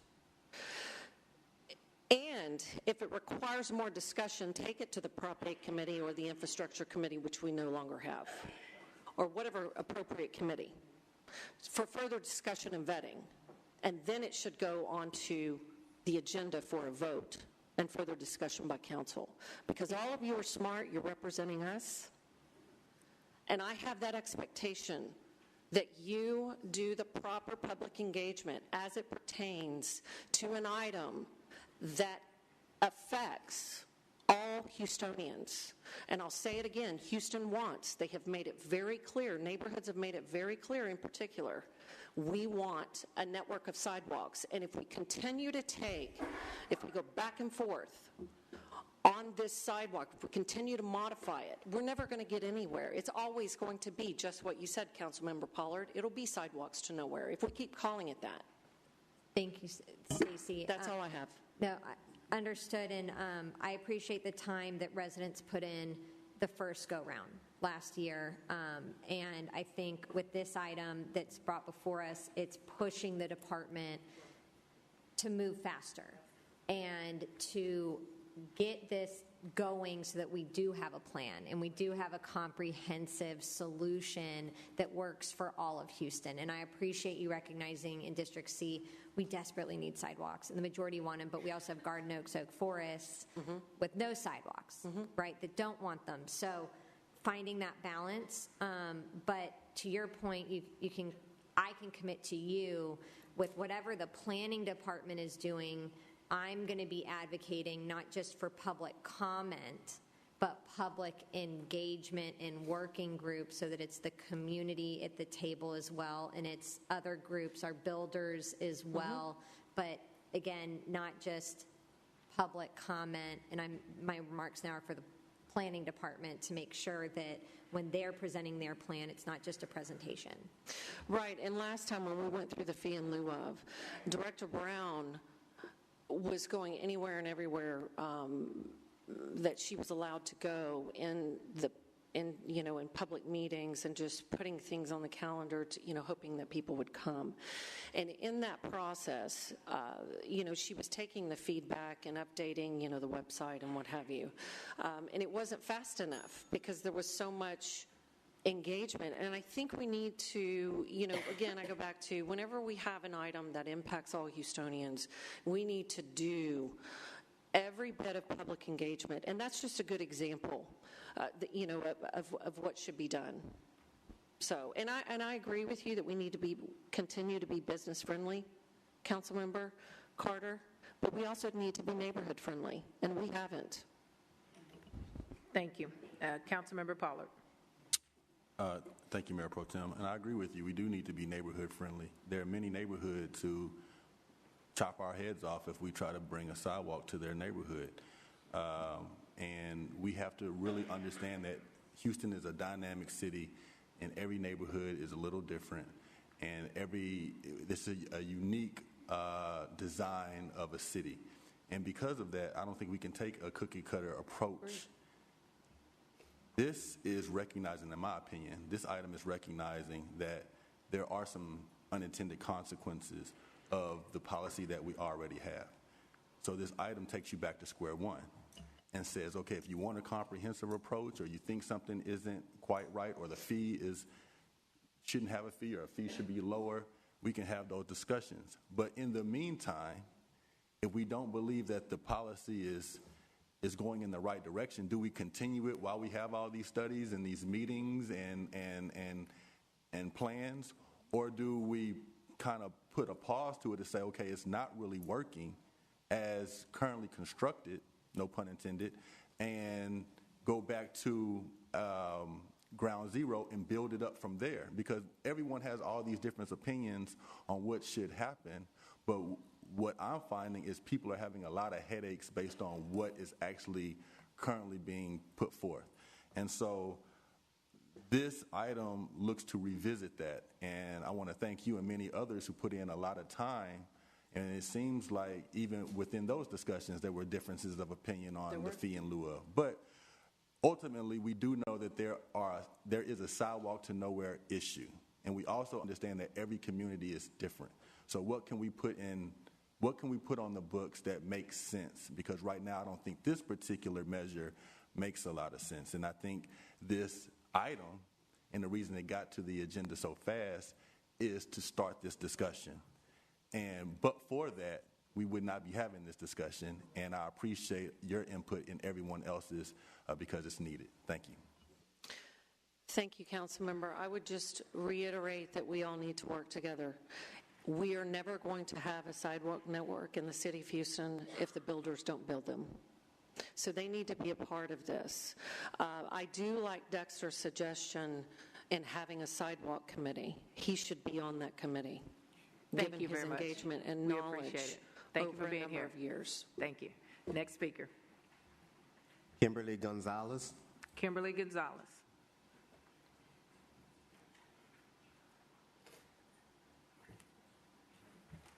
Hi, good afternoon. I'm just a homeowner. So this is a great discussion, so thank you so much for your time, because it's taken me a lot of time. I'm a homeowner trying to build a home. We already live in our existing neighborhood, and we bought some property, and we're in the permitting phase, and it's taken a while. So the last part of our phase was this sidewalk permit that totally caught us off guard. Our current neighborhood, I'll just share my story real quick, so hopefully will apply in your decision making. It's deed restricted, so they don't allow us to have sidewalks. I bought a letter from our developer with City of Houston Public Works saying you cannot put sidewalks in. So no one in our neighborhood has sidewalks. There's over 1,300 homes, and we probably would be the only one with a sidewalk. So knowing that it was taking a while, I said, let's just put a sidewalk in. Let's get our engineers. Let's develop a sidewalk. They came back to us and said, there's no place to put the sidewalk. You're in a ditch community, so our entire neighborhood is all full of ditch for drainage and flood control. So there really was no place to put it. Except it would be behind our gate. We'd had to create an easement, take away 65 foot of our property, and it would be behind our security gate.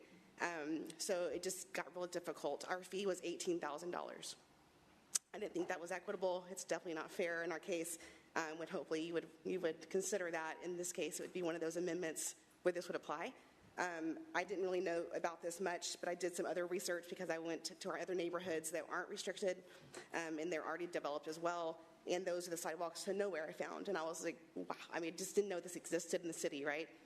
So I bought some pictures, and I can leave them with you. I sent some emails out before last meeting, and I have a copy of some of those ditches, the sidewalks to nowhere, that maybe can help in your process of your next meeting when y'all make your vote. Is that tomorrow? So I wanted to just bring this information and share my story with you, and hope you guys would consider this when you make your decision. Thank you for being here. We appreciate you sharing your story, and we can have Renee to share those pictures if you have those for us to take a look at during all of our conversations about sidewalks. Yes, ma'am. We appreciate you being here. Thank you. Next speaker. Celeste Latona. Celeste Latona. Next speaker. John Branch. John Branch.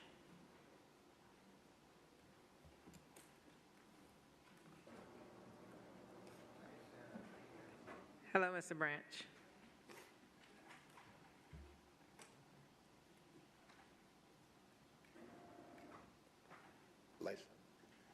Hello, I was here last year. I see some new faces. I see some old faces.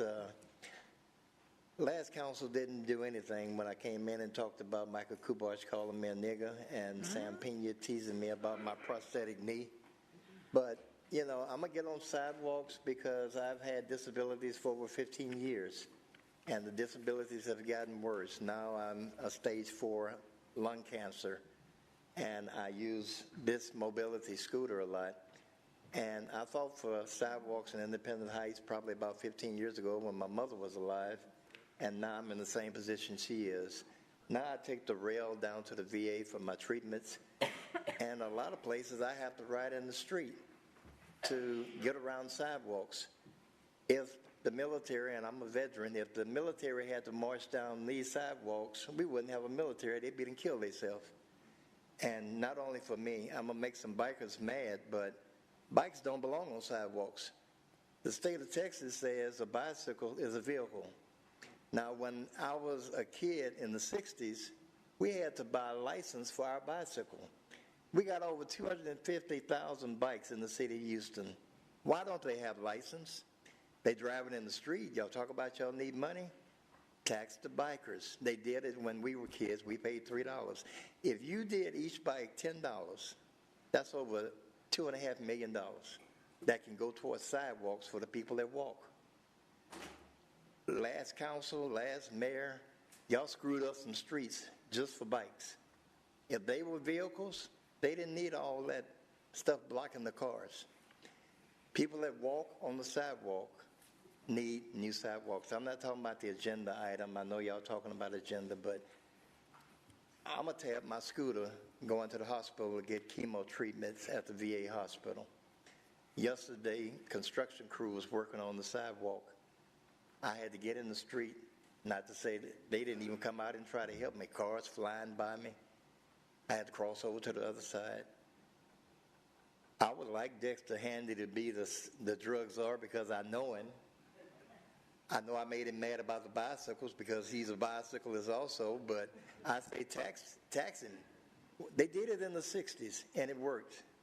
Inspect the bikes, make sure they got lights on them. I mean, when they ride in the streets, don't the police pull them over and give them tickets? Yeah, they're vehicles.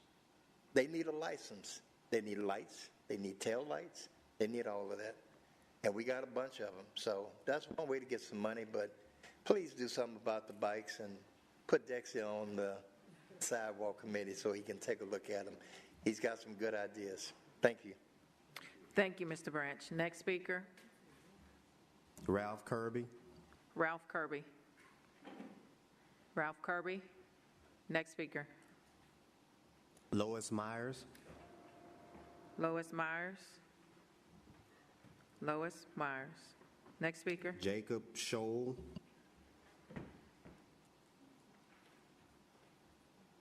Hello, Mr. Scholl. Howdy. Can I raise this up a little bit? Cool.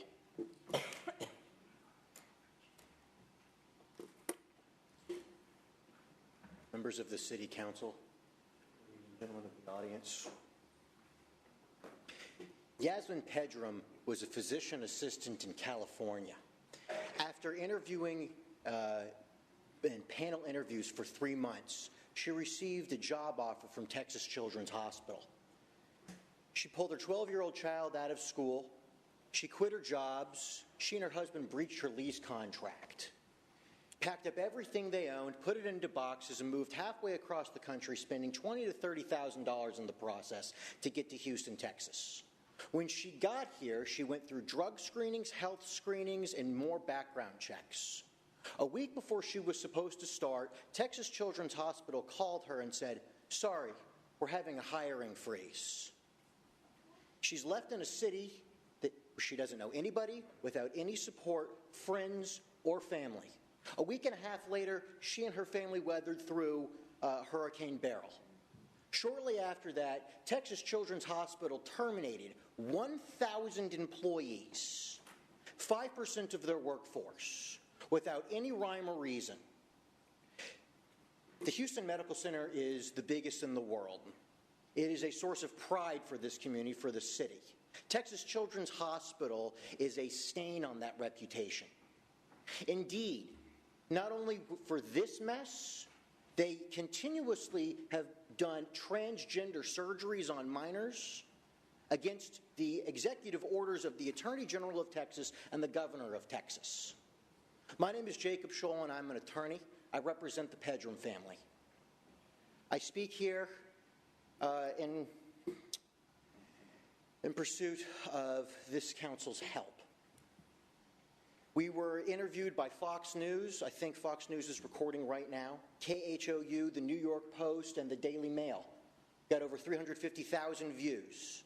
My client and her family have become a symbol, a beacon of hope to fight against Texas Children's and their bureaucracy, their lack of empathy for the members of this community, for the workers and the families. I'm asking today for this board's help in any way, any engagement whatsoever. And the condemnation of Texas Children's actions and attitude. I yield the rest of my time, and I look forward to answering your questions. Thank you, Mr. Scholl, for being here. This is a employment matter between the former employee and Texas Children's. What are you looking for from the City of Houston? Any such engagement whatsoever, I'm not sure what the authority or powers of the City Council is. I just want to bring awareness to this. This decision affects not just the thousands of people that were laid off, but their family members and the rest of the medical center as well. I mean, this decision has affected tens of thousands of people, and we've heard nothing from Texas Children's. No apology, no considerations, just bureaucracy. It's business as usual. Okay, well, we thank you for being here and raising awareness of that. Thank you for being here. Yes, next speaker. Nancy Higgs. Nancy Higgs. Nancy Higgs. Next speaker. Not present. Seminole. Councilmember Kamen. Thank you. I have a procedural motion. I move to suspend the rules to move Jack Valinsky to follow Nancy Higgs. All in favor? Any opposed? The motion carries. Jack Valinsky after Nancy Higgs. Nancy Higgs. Nancy Higgs. Next speaker. Jack Valinsky.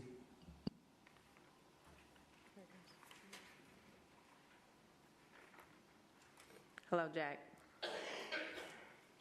Back again. Please don't let Houston go behind. We're already having that with mass transit. We're letting Atlanta and Dallas pass us by with building better transit systems than us. This sends a signal. Let's fix the ordinance. Let's just fix it. Lower the fee. You know, and we know how long it takes to get things done in City Hall. I certainly know that. It took us more than 2 years on the noise ordinance, and it didn't include the things that it needs to include.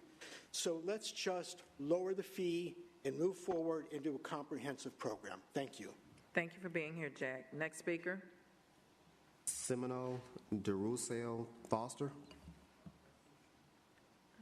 Seminole. Next speaker. Not present. Nafil Dodd.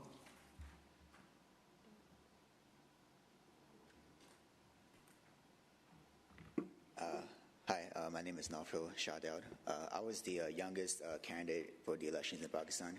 I'm here to tell you that we just stood here and did the Pledge of Allegiance that went one nation under God, indivisible, with liberty and justice for all. Today I realized that this country doesn't stand for justice at all, but when it's only convenient for politicians, because when the topic is about justice in Pakistan, it seems that the United States goes completely silent.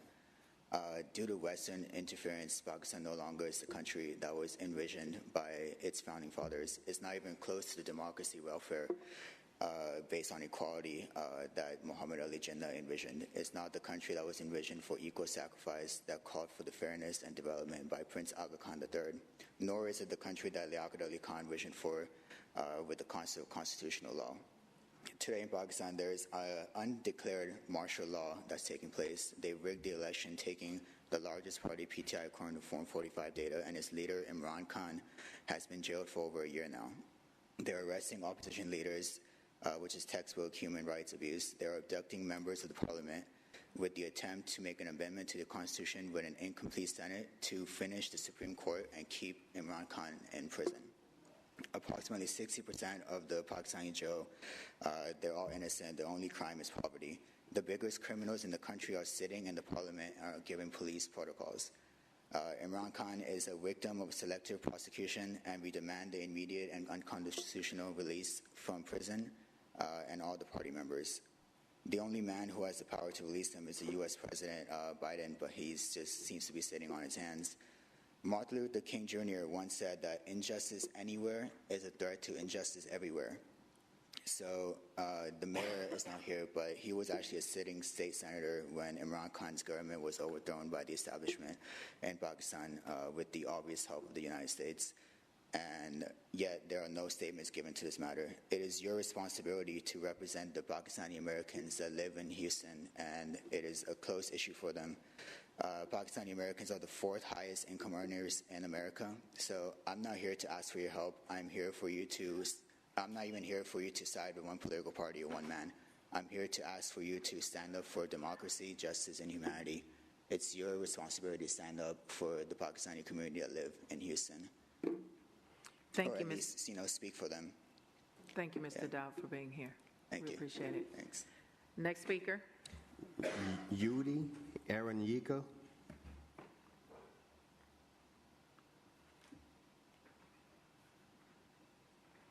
Ms. Aranyika.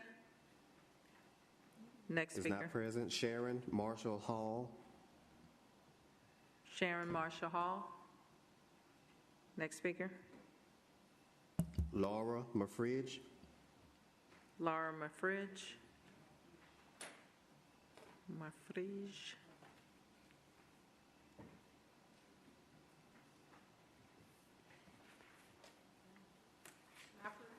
Maffridge. That's okay. Thank you. It's been pronounced many ways. My name is Laura Maffridge, and I'm a native Houstonian and a business owner. And I'm giving y'all a perspective from a business owner. I represent 411 Fannin, which is across the street from the old courthouse. There's been a lot of conversation about sidewalks. I have a different conversation about sidewalks. My comment acknowledges first the amazing efforts that Houston has made and continues to make for the homeless population. My comment is about the individuals who don't want to be housed and want to conduct their illegal businesses on the sidewalk in front of our doors. Our tenants operate businesses, and they've been operating those businesses for years, and they contribute to the Houston economy. The continued circumstances that enable this illegal activity outside our building, which includes trash, feces, remnants, drug dealing, prostitution, etc., negatively affect our tenants' ability to do their business, and as a property owner, our ability to lease the building. This is becoming a daily issue. We're confused as business owners, or I am, I'll speak for myself, about whether the Central Business District is intended to be a vibrant area for businesses and tourism, or is it an avenue for illicit sidewalk enterprises to conduct their businesses? Section 40-352, sitting and lying down on sidewalks. Central Business District is designated as an area prohibiting people to sit or lie on the streets between the hours of 7 a.m. to 11 p.m. The problem is, it appears that it is okay for people to sleep, deal drugs, pimp prostitution, leave dangerous and toxic substances on the sidewalk in front of our building from 11 p.m. to 7 a.m. I don't think it's the best idea to make the police department their wake-up calls for the people sleeping on the sidewalks in front of our buildings. Plus, they don't leave. Where do they go during the daylight hours? Again, Houston's known for how amazing y'all have done as far as the homeless population and the unhoused population. But these guys have had offers to go to places to have homes, and they are choosing not to. So they become stakeholders on the sidewalk in front of our buildings. There's about 16 to 17 homeless outreach programs in the Central Business District alone, and if you build it, they will come. The messaging to the business owners like us is that, we're becoming an afterthought. I agree with Mayor Whitmire's plan and a lot of y'all's to open navigation centers to give opportunities to move people into permanent housing, hopefully. It's a great hope, and I do hope that. But in the process, the city needs to disincentivize, can I just finish this one? Thank you. Your time has expired. To disincentivize giving the entitlement to trespassers and lawbreakers on the streets in the Central Business District between 11 p.m. and 7 a.m., and I believe the city needs to change the code and allow the police department to do what they do best, which is to enforce the laws. Thank you so much for your comments today. We appreciate you being here. Thank you all very much. Councilmember Kamen. Thank you. I move to suspend the rules to move David Godwin to follow Leah Engel. All in favor? Any opposed? The motion carries. Next speaker. Bruce Jeffries. Bruce Jeffries. Bruce Jeffries. Next speaker. Francine Threadgill. Francine Threadgill.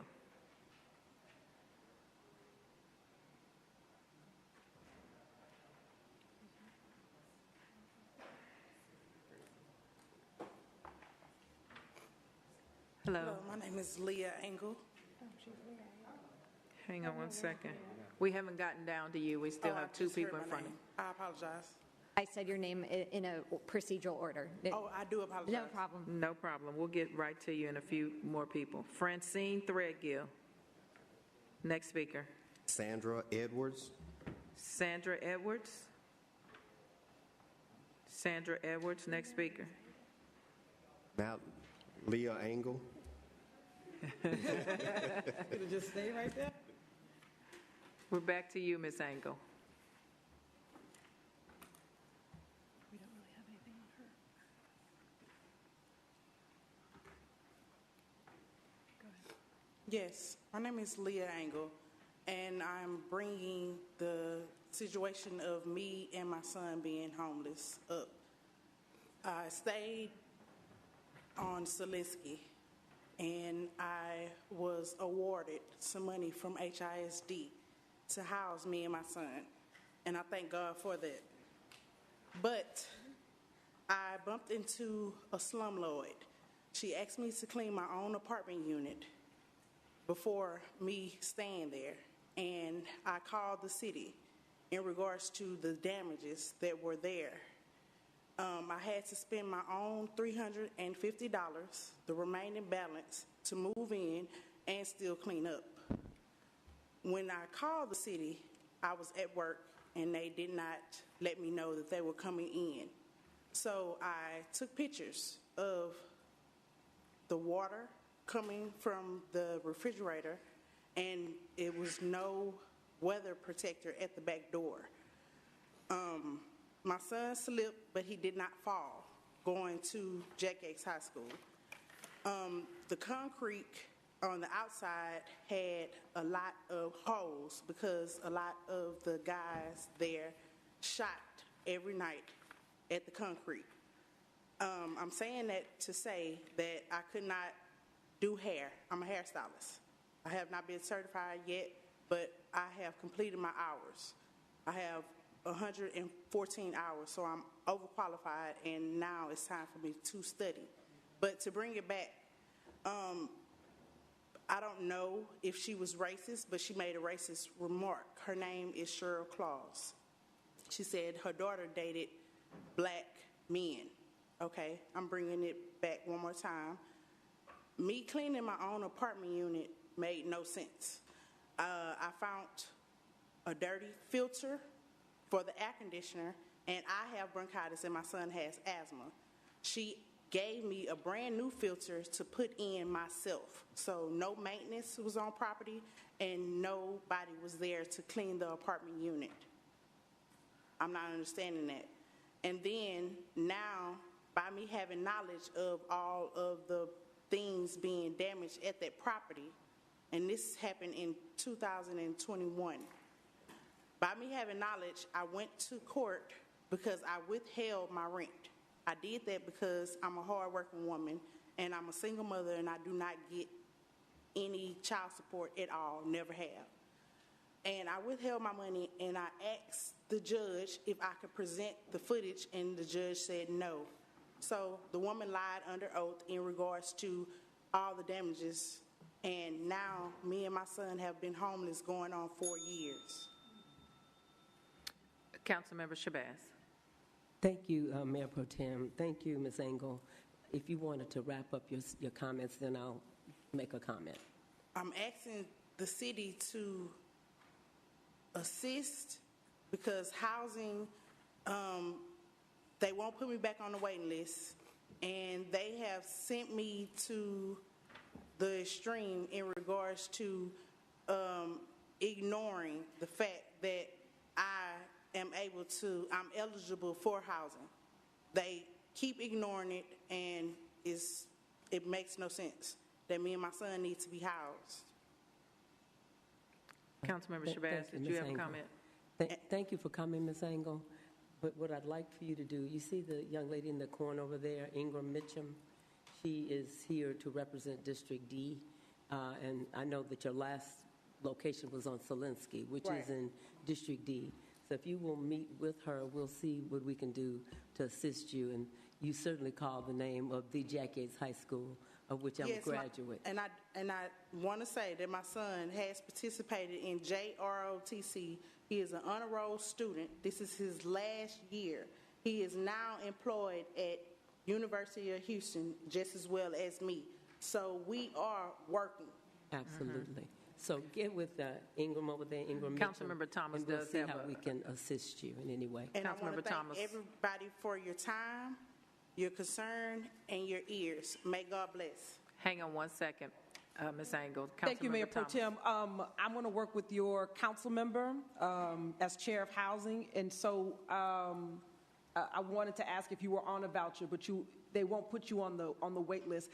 The federal regulation requires that any landlord receiving supplement from the housing authority as a landlord, they must maintain those units must be inspected prior to. So we'll bird dog that. Her senior staffer, she'll be able to work with you. Our offices are next door, and we'll walk hand in hand to make sure that we can get you stable. This is one of the things we have good students that are unsheltered, right? Working Houstonians that are unsheltered and contributing to our economy, and we can do better, and we will, and allow us to work with the housing authority on your behalf. And one more thing. I have, God bless, Sheila Jackson Lee. She was very, very, very helpful with the Privacy Act.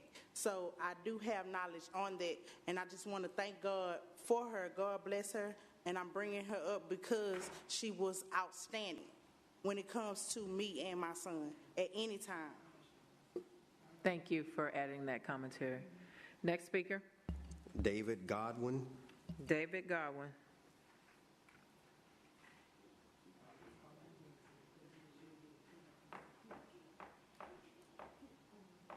Good afternoon. Thank you, Mayor Pro Tem and Council, for allowing me to speak. Thanks to Councilmember Abby Heckman. She reached out to me today.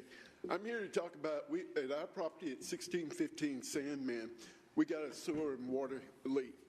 The water leak came first, but this happened about a month ago.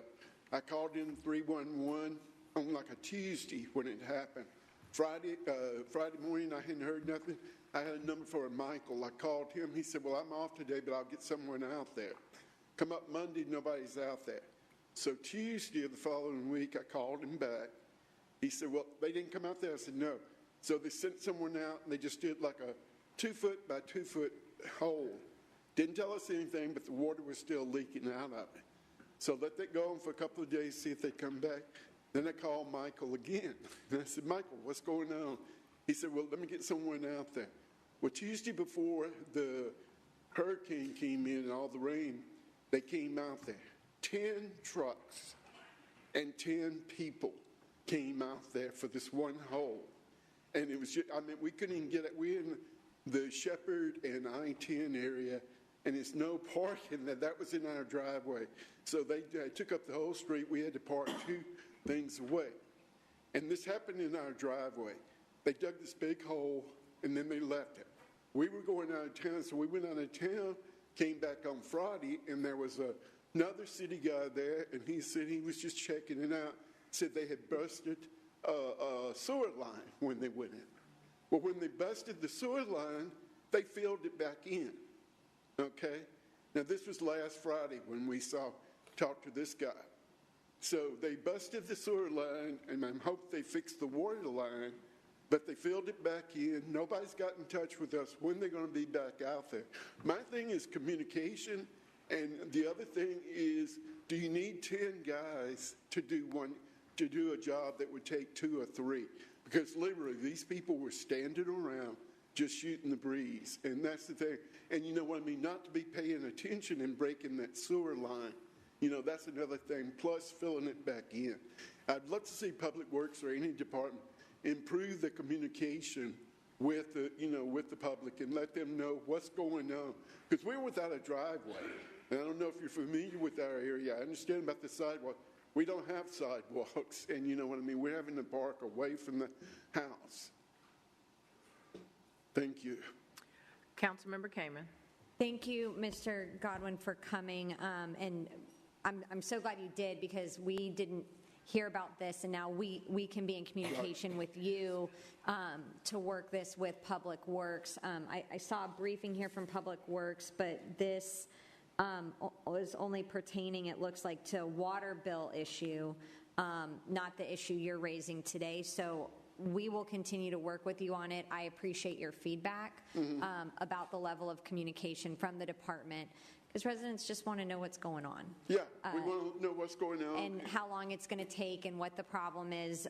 So we will work with you on that to get some responsive answers from the department. And I know in your neighborhood, not directly by you, we've had 2 very large sinkholes that have also opened up. So a lot going on in this area right now, and very much appreciate you coming today. Yeah, thank you. Thank you all. Thank you. Next speaker. Nettie Doherty.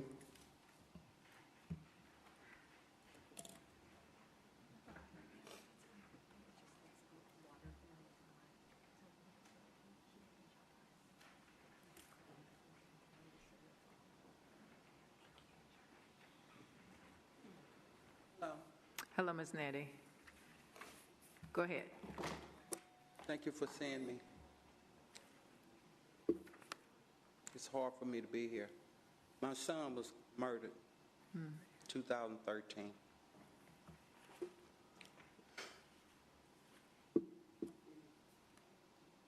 I've reached out to the police department numerous times, talked to people maybe 2 or 3 times.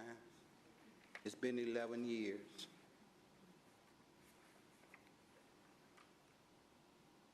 This past Saturday was his homecoming anniversary. When I put my name on the docket to come here, I had 6 people call me from the police department and ask me, why was I coming? Nobody's contacted me. It's been 11 years. I found out this morning it's a cold case. Nobody's called me. One of the men that was involved in my son's murder just got arrested for murder a month ago. Thank you.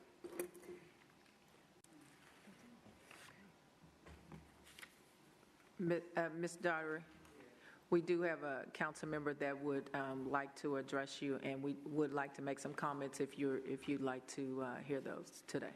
I have been lied to so much that I don't want nobody to tell me anything. Okay. Well, we just want to express our condolences to you.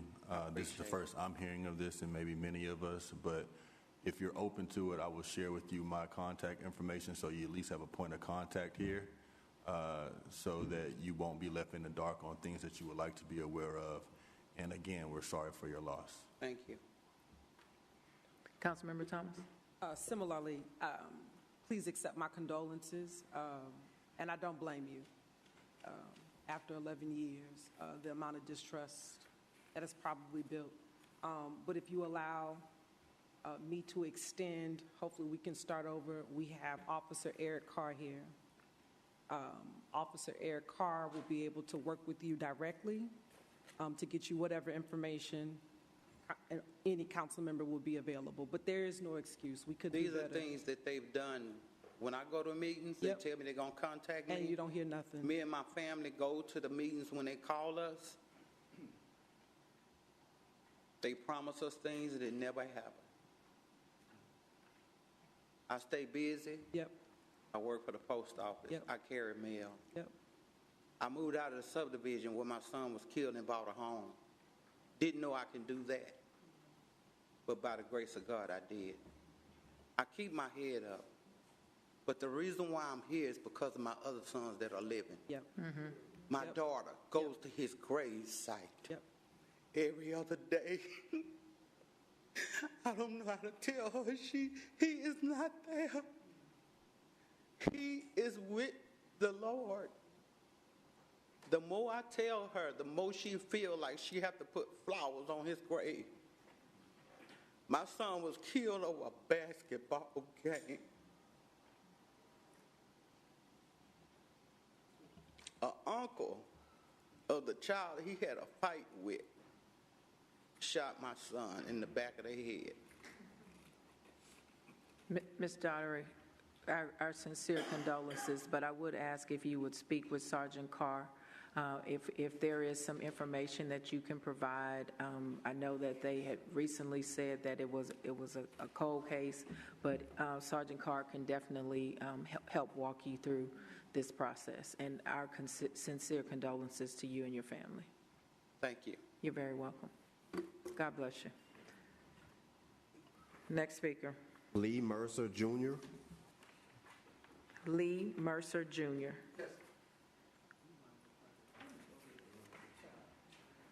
Hello, Mr. Mercer. Good evening. Have some handouts, okay?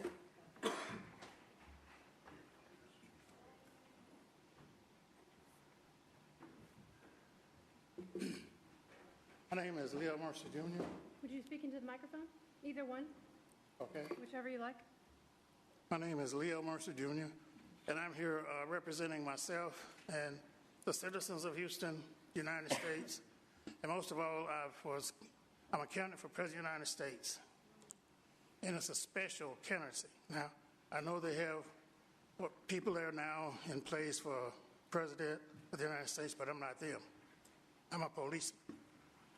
My job is to investigate the entire United States of America, every person, place, and thing, or I'll fail doctorate and master's degree at U.S. Army Military Intelligence Academy, Camp Bullis, San Antonio, Texas. Today I'm here representing the University of Texas. At the University of Texas Health Science Center, I have invented forensic science. This forensic science will solve any type of problem in the world. These crime problems that you say you're having, I've solved them. Years ago, I was with the HPD. I was with the City of Houston with Mayor Lee P. Brown. We went to we tried to get to the Department of Justice for them to take my technology and information, and they wouldn't take it. So I spent that number of years developing myself for the U.S. Congress, U.S. Supreme Court, and the Office of the President of the United States, and the United Nations, and all other international governments, because they got into it at Camp Bullis. So I'm here today because the children in Houston, Texas has a hot wire hookup. I'm on a hot wire hookup. The U.S. Congress put every citizen in the United States of America on a hot wire hookup so that we could do national security. The national security reason here is because of communications. So this is a new police communications had invented. So the inventing this new police communications is databased, and I'm the person that databases it. I'm the person that works it, and I'm with the U.S. Army Military Intelligence Academy, Camp Bullis, Corps of Geniuses. And my teachers are Lieutenant Contreras and Charles Wallace. And I'm sitting here by Speaker of the House of Washington, D.C. So I'm here to see if I can be of assistance to you. I'd like to talk to Mrs. Shabazz. I'm in her district, and I'm here to help those children. 4 million children, and that hot wire hookup has contacted me saying that they're no longer in the hot wire hookup.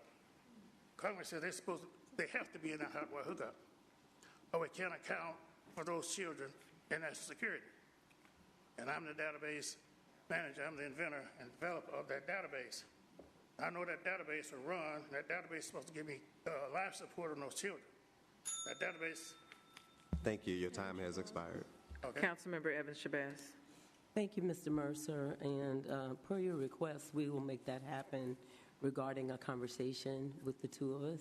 Yes, certainly, if you could meet with the lady in the corner over there, she can make sure that she gets your information to my office scheduler, Corey Glenn, so that we can meet either virtually or in person. I appreciate it. Thank you very much. Thank you. Thank you, Mr. Mercer. Next speaker. Steve Williams. Steve Williams. He is not. Next speaker. Not present. Arlene Rose. Arlene Rose. Arlene Rose. Next speaker. Randall Baxley. Randall Baxley.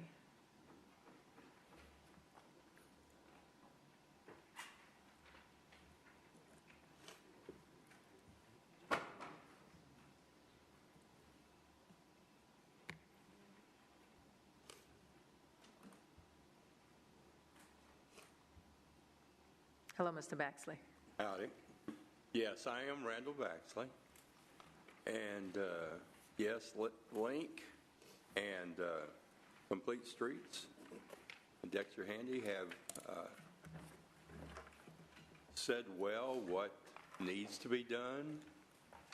And certainly the ordinance was a lot of work put forth on it.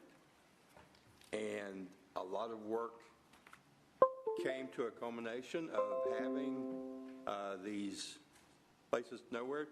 No ordinance is going to fill the whole city. We do need a process for doing all of this, but we do not need to go backwards at this point on all the work that has been done. No, we're not going back. No, and I don't want to walk in the streets. I don't want to walk in the streets. Thank you for your comments today. Next speaker. Millicent Holiday. Millicent Holiday. Millicent Holiday. Next speaker. Is not present. This completes the list of speakers. Council, we stand in recess until tomorrow morning at 9 a.m. Thank you.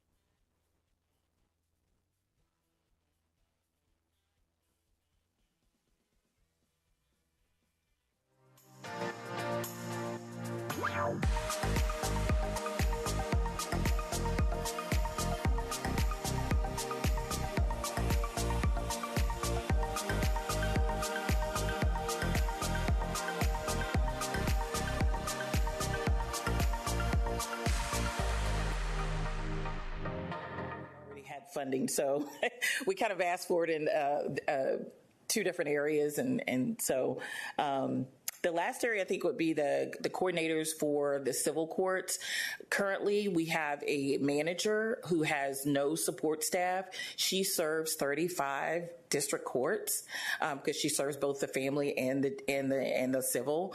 And so she's been, busting at the seams and really needs help in order to help us move cases along. I also realized I forgot to introduce myself. I'm Megan DeLordo. Apologize for that. My next question is, how impactful do you envision being the addition of staff for competency and sanity evaluations in reducing the court backlog? Okay. You may, okay. Well, we've had several meetings. We've been talking with Harris Center every month and also talking with the district judges. And so that has been an important point of discussion. I believe that if we can get the personnel to be able to handle the load, then we'll be able to get the backlog down. That's not to say that I believe that we'll absolutely be able to eliminate backlog, because it really is dependent on how you define backlog. And given that in some circumstances we are unable to provide the competency evaluation in 30 days through to no fault of the Harris Center or the judges, it may be an example where a person has refused to be evaluated. And so it takes a longer time to get there. But I do think that if they add the personnel and if they get the people in place, then we'll be able to see a significant drop in the backlog.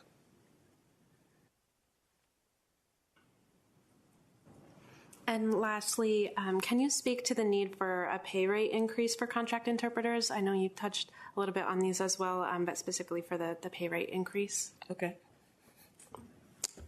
Sure, I'll speak to that. I think I responded to the county judge's office regarding this question, and if the language access plan budget is adopted, is approved, there won't be a need for us to move forward with the request for a rate increase for interpreters, because that model will no longer exist. We'll have the 47.5 interpreters that we need, and the budget already accounts for their compensation.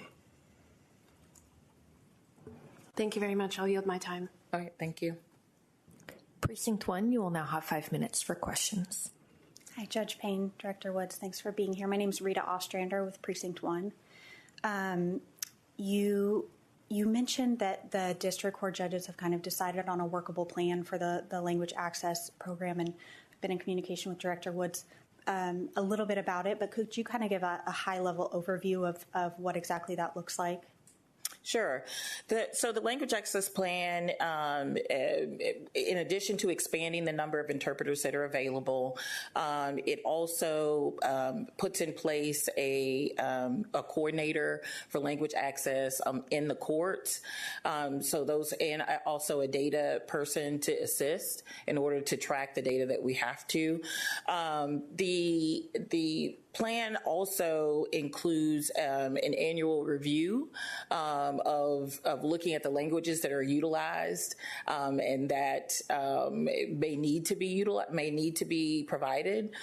Currently, obviously, we're going to have an overloaded system where the main languages, the top 3 or 4 or 5 languages are going to be we're going to have contract interpreters for.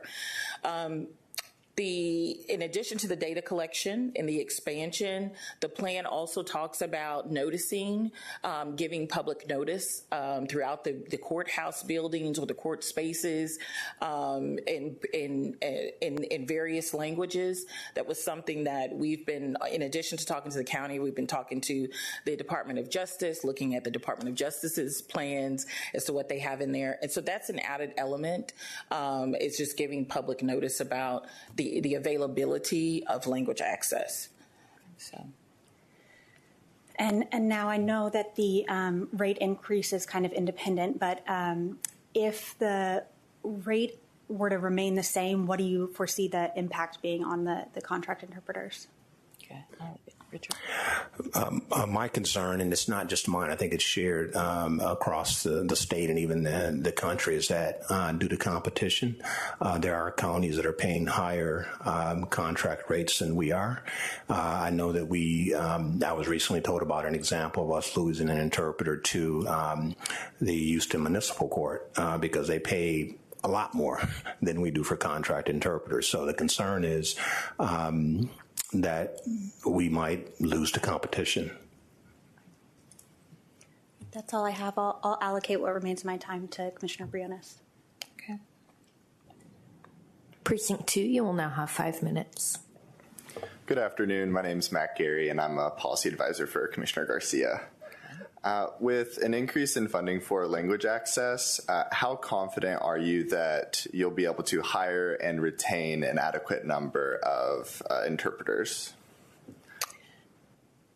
Well, confidence is hard to gauge, but I would say I think we're pretty confident that we'll be able to, with the funding, to hire the sufficient number of that 47 that we've targeted. We are a large county. People want to work here. People want to work in Harris County. With the idea that the funding will take care of any pay raise or rate issue that we may have, I think that puts us at the top of the top of the heap, I guess, in terms of preference. So I think we're pretty confident. I won't say 100%. I don't guarantee anything. I'm a lawyer, but otherwise, yes. Great. And how does your budget impact the district court's ability to ensure justice for the underserved and low-income populations in Harris County? So I think that certainly with the language access, but also with the requests that we've made for programmers or coordinators, all of that are sort of crisis points in terms of how do you get a case to move. You need a coordinator in order to assist the judge in getting cases before the judge, getting cases to trial, things of that nature. So these are critical functions that are definitely needed in order to make sure that that justice moves forward. I give you an example. I had a case just recently in my civil court where the response or the answer was drafted entirely in Spanish. indicating to me that the person, right, is most comfortable in Spanish. And then we have to adapt that case to have an interpreter on that case. But I didn't discover that until, of course, I was at a hearing. And so it will slow down it will continue to slow down if we don't get these people in place in order to make it work. Understood. Megan stole my question, so I'll give the rest of my time to Commissioner Briones. All right, thank you. Thank you, colleagues. I appreciate that. So several things. Going back, I know language access is something we're all very focused on, and I know we've been in discussions for many, many months. Can you, just from a certification perspective, in terms of this access, right? We don't want to lose the talent pool to surrounding jurisdictions, municipalities, et cetera. What kind of baseline level of certifications are needed just for level setting purposes? And then that'll tie into this 47 hiring kind of ramp up operational kind of game plan. But first, can you just talk about baseline, what is required? Certifications, et cetera. My understanding is that there's a single level certification for us, for the interpreters that we use, and there are 2 or 3 levels beneath that certification. So we're able to know before we even appoint an interpreter what their level of certification is. But the interpreters that we use are at the highest level. There are 2 or 3 levels beneath that because of the type of interpretation and translation work that they're doing. We actually have all that spelled out in our onboarding documentation that we use, but there are several different levels, and ours are at the highest level. And thank you. And can you talk about how it seems in terms of fees and services, it's all categorized into one bucket as opposed to interpretation services and kind of really tracking the spend? Can you help us to understand why that is? We actually used the budget that was provided to us, I think, back in March or April, that the budget office put together, and they actually did a great job of having a line item budget, and it actually separated the translation work from the actual interpretation work. So we actually worked from that budget. So the reason you see a single dollar amount for the request is simply because we wanted to summarize that and not provide you with too much detail. But there is a delineation of the cost for translation versus interpretation services, as well as for non-labor. So. And this is now on a go forward, but it had not been historically that way? We can pull together and send to this group how far back we can go. Okay, perfect. Thank you. In terms of, so one of the votes I took that I'm very proud of is, I know for many years our team members here at Harris County had not gotten a cost of living adjustment, and we were able to, with my colleagues' partnership, pass 7%. And just to confirm, I know that for any coordinator that was here, they were able to get that adjustment, correct? They should have, unless they're on a separate state mandated or other scale. Okay. And so I know we're doing a macro pay equity study across the county, which I could not be more supportive and eager to see finished. That being said, I'd be interested to hear y'all's kind of data analysis in terms of comps within the state of Texas. Where does Harris County fall? So I'll let Richard talk about the data points. We have that available, but I do want to make the comment that yes, they received the 7%, but so did our core coordinators, so did the lead clerks, so did the bailiffs, right? And so they already started at a point to where they were below what their lead clerk is making. So to them, the 7% is great. They're thankful and grateful for it, but everyone else got it as well. And Commissioner, that's one of the things we're trying to solve with the PACE study, is to get really high quality job descriptions, have a professional shadow all of these positions, so we can get very clearly, here's the skill set required, here's the stress of the job, and here's how much you should be compensated on this scale. Because what we've seen is, when, the district clerks, for example, got a raise, that there was a big kind of migration from court coordinators to clerks. And so we're trying to prevent that from us cannibalizing each other's staffs. Agreed. And I cannot wait for the pay equity study to be completed. And I wish we had that in hand now. Frankly, I remember how hard my coordinator worked tirelessly. That being said, have you all done your own analysis with regard to similarly situated jurisdictions? We have. We actually looked at Dallas County, Tarrant County, Bexar County, and Fort Bend County. Okay. We have data going back to 2021, so we know what the salary range is for their court coordinators. And right now, Tarrant County is paying their court coordinators more than we are at our ceiling. We actually do need to go back and revisit the career ladder that includes every step level for court coordinators. It was last updated in 2019. So we certainly, the judges will be providing you with that recommendation for salary adjustments in the career ladder. But in terms of other factors that we looked at how many increases court coordinators have had since 2021. They had a 1.2% COLA in March of 21, and the following year in March there was a 1% COLA.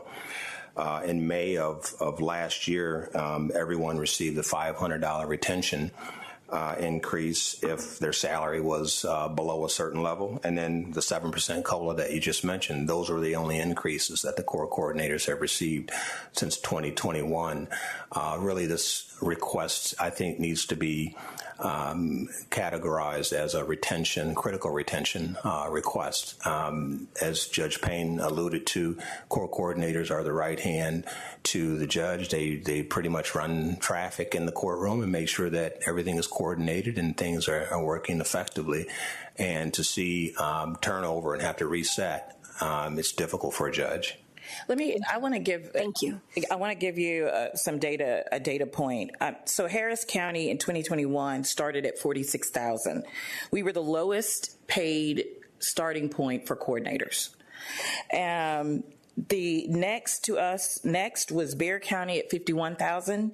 Next was Dallas County at 56,000. Next after that was Tarrant County at 72,000, and the county closest to us starts their coordinators at 80,000. So we have a $30,000 gap between driving 10 miles down the road to Fort Bend. Obviously, they don't have as many courts, and working in Harris County. Thank you, Judge Payne. And in the interest of keeping us perfect on the attendance, Judge Payne, you and Administrator Woods, you have 2 minutes. Okay, thank you.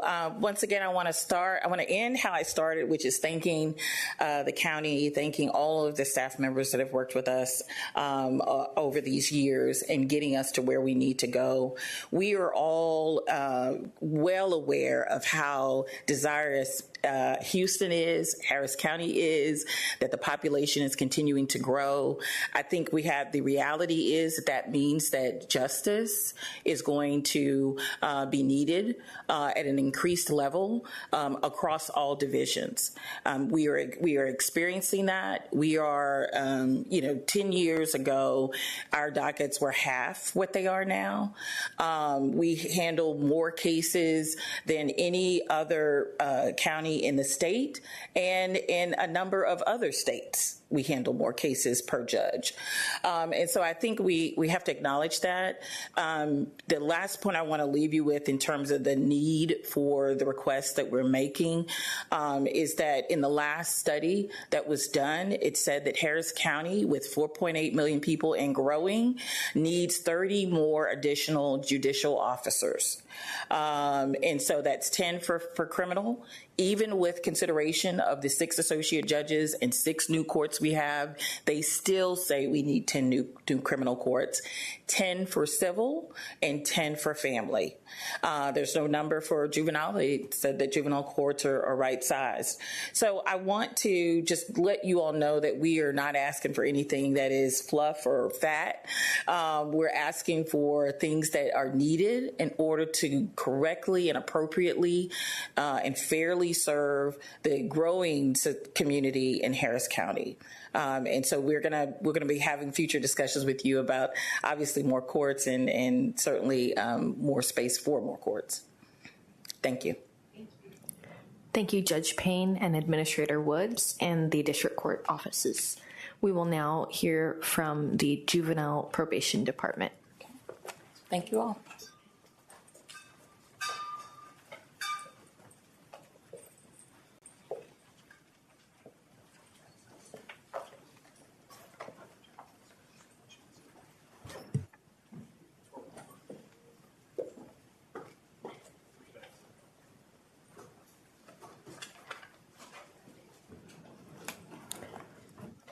Welcome, Juvenile Probation Department.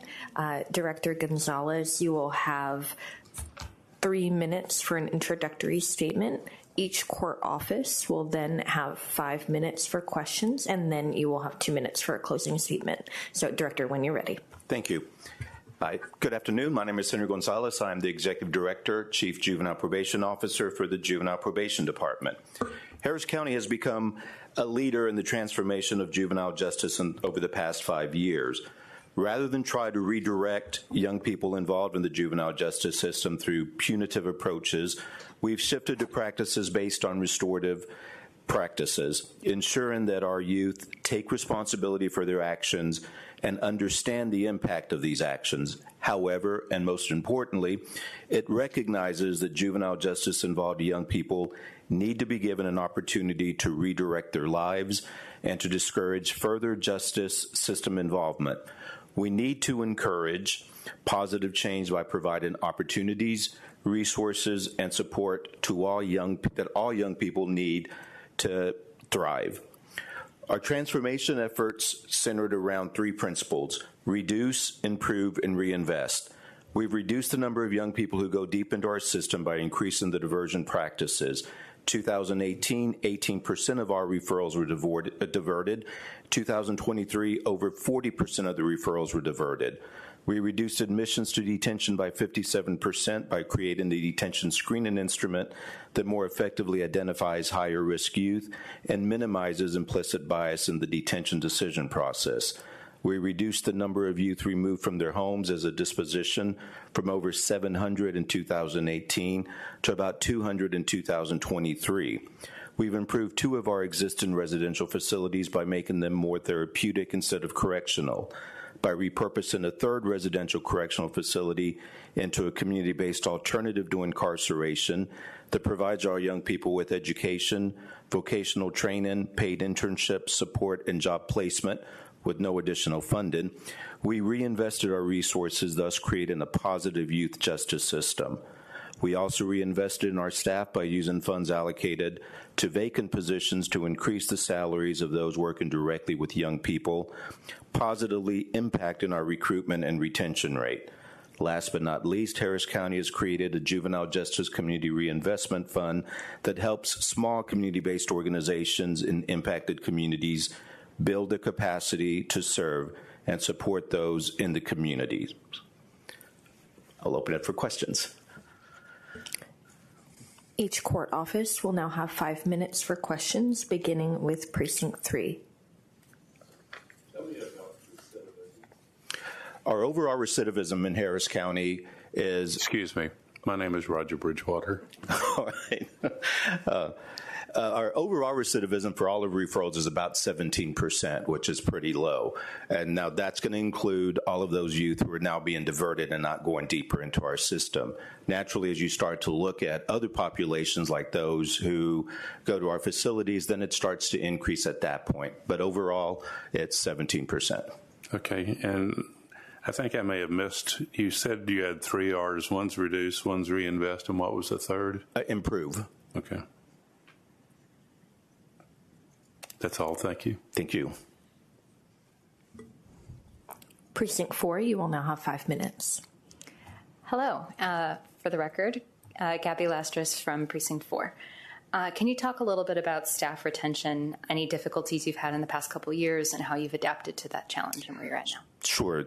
Thank you. The field of juvenile justice, particularly those jurisdictions that have resident facilities, have been experiencing a big crisis with recruiting and retaining staff, particularly after COVID. During COVID, we saw a lot of our direct care staff leave the field. And again, that we saw that across the country. Since then, we've been able to address our recruitment and retention by increasing salaries. That was what we had to do. Like we heard earlier from the previous speaker, we were starting to now compete with our neighboring jurisdictions, and those neighboring jurisdictions were making sure that they were paying more than Harris County was. So we were losing applicants and existing staff to our smaller surrounding jurisdictions. So by using our allocated funds for those vacant positions that we weren't filling, we were able to increase our direct care staff salaries, and now our vacancy rate is down to about 6%. And just to jump in here, this is the single best turnaround that I've seen in my time here when it comes to staffing. We went from having close to 100, I think you were fully staffed as of a couple of weeks ago. So it really is an example for all other departments. And when I say, hey, reduce the vacancies, compensate your folks, and then, come back to the table when you're fully staffed, this is exactly the case study I want folks to see. And it worked. Great. Thank you both.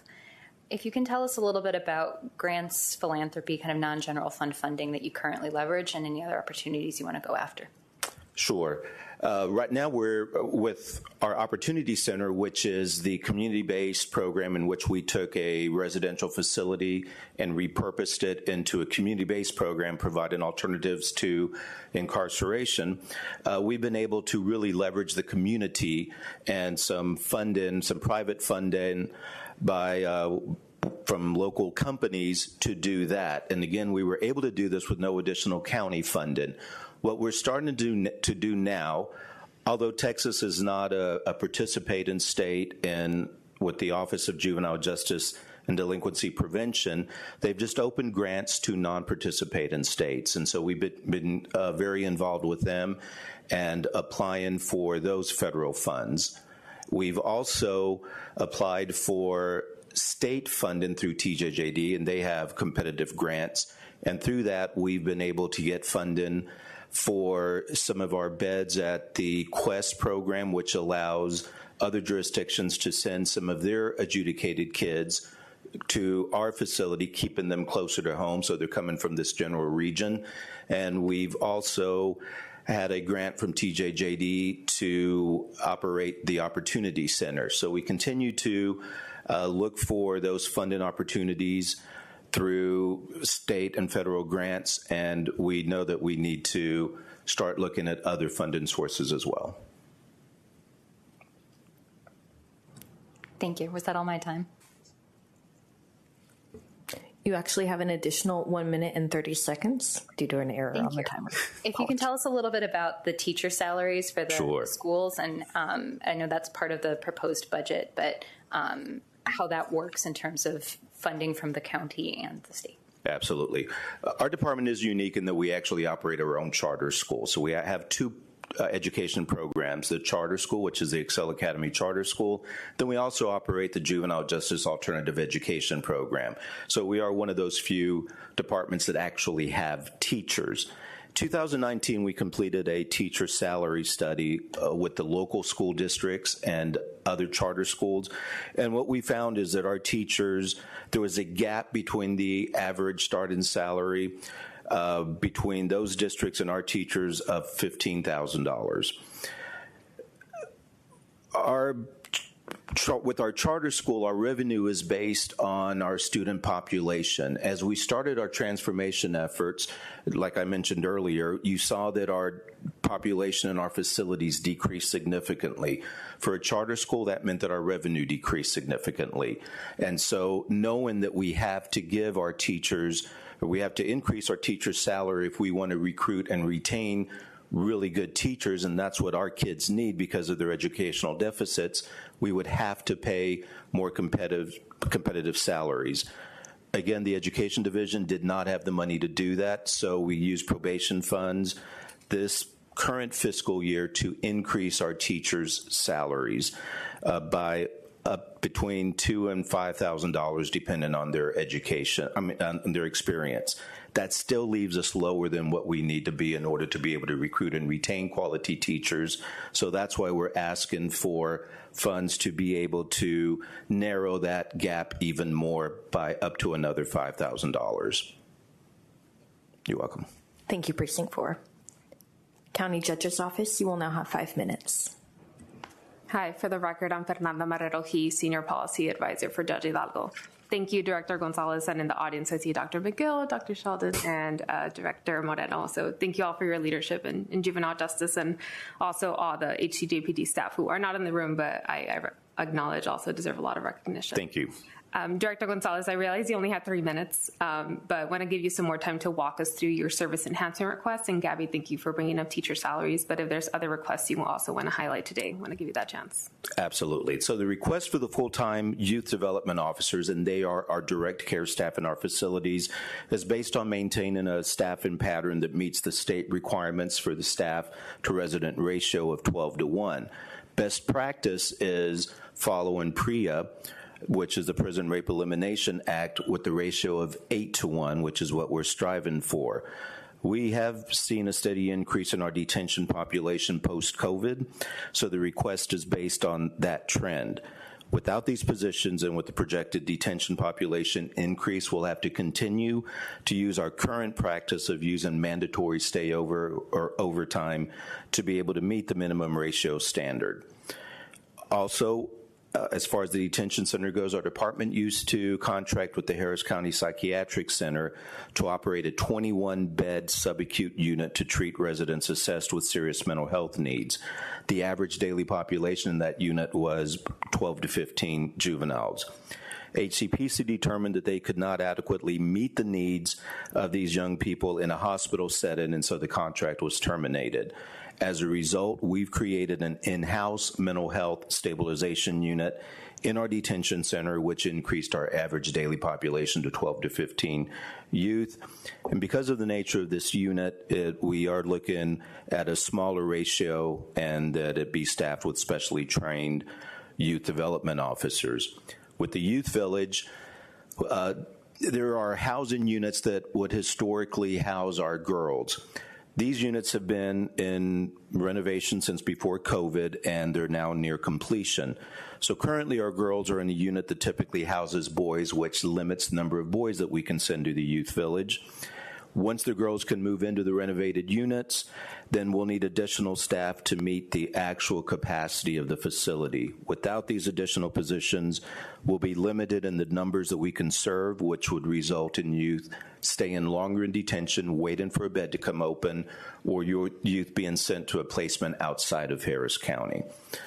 As far as our probation officers, in 2021, we received right at about 3,600 referrals. 2023, it was 6,050 referrals. So the average caseload for a community supervision officer increased 35% in 2023 from 22. Without the additional probation officer positions to adjust for the higher number of referrals, the caseload average will exceed the size shown to be most effective and determined to be best practice in juvenile justice. Thank you very much, and appreciate you addressing the girls' placements. You actually answered another question I had. As you know, that's been brought up at the juvenile board meeting, so appreciate you mentioning that today. And regarding the increasing teacher salaries, we're very pleased to see that in the next fiscal year's proposed budget, and also happy that OMB is recommending, and we're in full agreement that county teachers should be compensated fairly. They do really important work for our justice-involved youth. Yeah, I think that's it from our end. Just want to thank you all again, and appreciate the support also from the Annie Casey Foundation. They presented at the last Commissioners Court, and we were really happy to see that presentation. And we know there remains work to be done, and so our office looks forward to continuing to work with you and your team. Absolutely. Thank you for your support. Yield my time. Precinct 1, you will now have 5 minutes. Hi. Sorry, I forgot to press the button. Good afternoon. Hello. My name is Bryce Randall. We actually met before a while back when we did that tour of the facility. So once again, thank you for showing us just the amazing work that you're doing over there. So my first question that I have for you, you spoke a little bit about this earlier during the CGL's questioning, but I want to circle back to youth development officers. Can you talk a little bit more about that in detail and how the funds recommended by the OMB will help advance juvenile probation's mission? Absolutely. So these funds would give us the additional staff that we need, like I said, to maintain our required ratio of resident to staff. I think more importantly, what it's going to allow us to do is to recruit and retain really top quality staff, and that's what we've been seeing. We want to make sure, and that's why these positions used to be called juvenile supervision officers, and we changed them to youth development officers because we wanted them to not be jail guards. We didn't want them to be just someone who supervised kids, but someone who is actually engaging with our residents. And that's what we're seeing. We're asking that our development officers share any skills or passions that they have with our young people, if it's teaching them how to play an instrument, if it's poetry. And so we're seeing that. And I think that is helping us with the young people in detention and in our other facilities. And so in order to continue to recruit and retain this quality of a youth development officer, these funds are going to help us be able to do that. Thank you. And next, we want to just talk about juvenile probation and what adjustments would your department need to make if the funds were not provided? If we're talking about the FTEs for our facilities, like I mentioned earlier, we're going to have to continue the practice of mandatory stay over, which means they stay over for an additional shift, which is going to cost us overtime. Last fiscal year, we were at over $2 million in overtime. So that's how it would impact that. With the probation officers, again, what it's going to mean is that we are increasing the caseload size of our probation officers. Our probation officers now that we are not taking lower level offenders to court anymore, what we're seeing is our probation officers' caseloads consist of those kids with the more serious offenses, because those are the kids that are going to court now. So these young people are requiring more time, more attention, and really more quality services. That's what we want to be able to maintain, is that high level of service. We don't want it to be just supervision. We want them to be able to assess and identify our young people's needs and make sure that those are being met. Thank you, Director Gonzalez. And I do want to use the remainder of my time just to give you some time to talk about any challenges or any additional challenges that you may anticipate for fiscal year 2025. Thank you. I think with what we're asking for and these enhancements will keep us on track of where we're trying to go as a department, and that is to become a positive youth justice system. We want to make sure that we're giving those young people the resources that they need to be successful. Most of us had these resources available to us, but when a young person now is suddenly removed from their home school and sent to an alternative setting, these resources don't exist for those young people. So if they're not going to be available to them through their school system, and these kids are involved in our system, we need to make sure that we are going to provide that again so that they can be successful and thrive. And that's the direction that I want to take our department. Along with that, and people have heard me say this before, I don't want the Juvenile Probation Department to be the direct provider of services. It's really important that we have like the Community Reinvestment Fund so that we can make sure that those impacted communities have the resources that they need to be able to meet the needs of their families and their young people. And to do that, they've got to build their capacity to do so, and we've got to give them the ability and the resources to do that. Thank you, Director Gonzalez. Precinct 1, no further questions. We'll use the rest of our time. Thank you. Precinct 2, you will now have 5 minutes. For the record, my name is Matt Gary. Good to see you. Same here. What criteria do you use to determine funding for different programs, especially those aimed at high-risk youth? Yeah, what's interesting with our system now is the deeper you get in our system, you are seeing only those high-risk youth. Our low-risk youth are now being diverted, whereas 5 years ago, the majority of the petitions filed in court were for misdemeanor offenders. Now it's changed to where it's going to be uncommon to see a misdemeanor offense going to court unless there was a weapon involved. So all of those lower level offenders now, we are actually diverting them either to resources for children and adults or to community-based programs. And so a lot of our effort and our resources now are going towards those more serious offenders.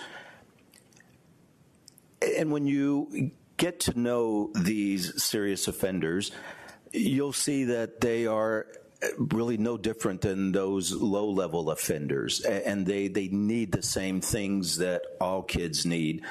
And for some reason, for various reasons, they're just not getting access to those. So we want to continue to put our resources to where these young people and their families have access to those resources. I believe that those resources need to be accessible in those communities, that a young person, their family, should not be dependent on being involved in the juvenile system to get those resources. And so I think it's vital that we get that funding and those resources into these impacted communities so that it's there when the families need them. And the only way to keep them from being dependent on our system, again, is to make sure that those exist in the community.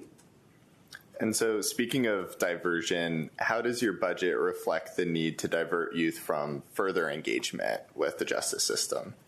What we need to make sure that we do is, although we're diverting these kids, that there's still a thorough assessment of what their needs are. Because if we're not identifying those needs and meeting those needs, then chances of the kid coming back into our system increases. So diverting doesn't mean that it's a total hands-off approach. It means that that kid is being served by someone perhaps other than our department, like Resources for Children and Adults and those community-based organizations. But again, we've got to make sure that they have what they need to be able to do that, which is going to be through funding that comes to us that we then funnel to these community-based resources. Again, if we want to keep these diverted kids out and our overall recidivism rate low, we've got to make sure that the community has the capacity to be able to do that. And so you've mentioned on that same note, JPD not being a direct provider of services, you'd prefer for it to be in the community.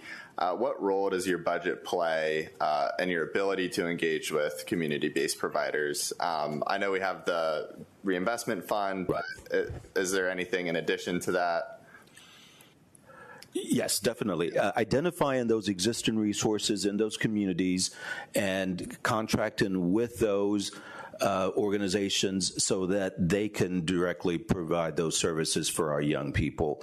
Again, a lot of them don't have the capacity to be able to do this, so it's important that we connect with them, and that that these are those resources that actually exist in those communities. We cannot expect a family to travel across Harris County to get a service, so it's important that we identify those existing organizations and resources out there, and that we reach out to them and give them what they need to be able to do this.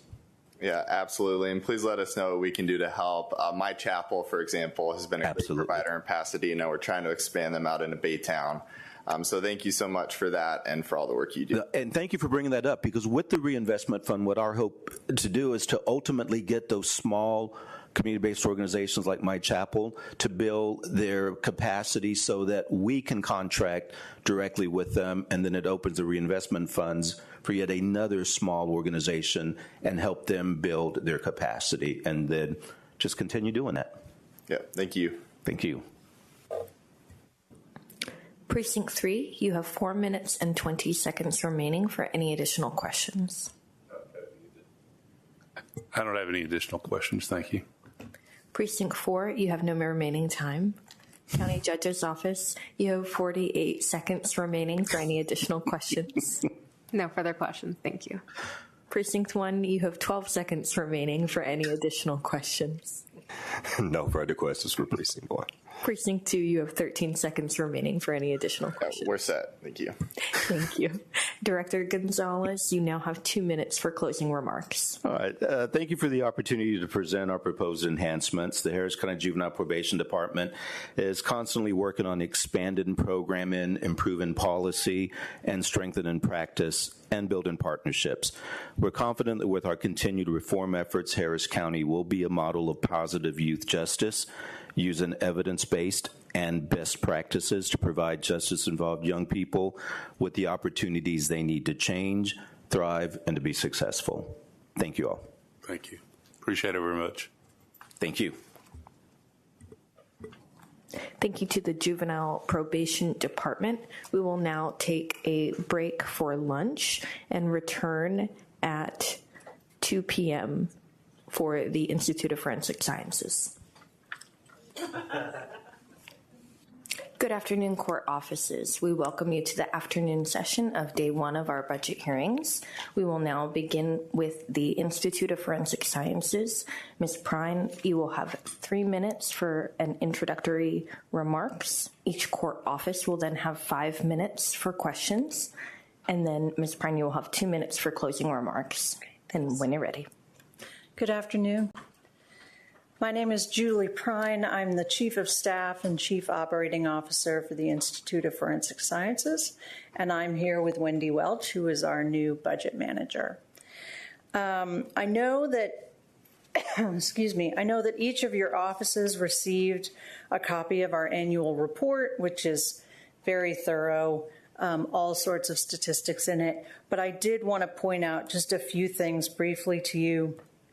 Even though our casework numbers in the crime lab have gone up over the last year, we have maintained our turnaround time goals. We have virtually no backlog.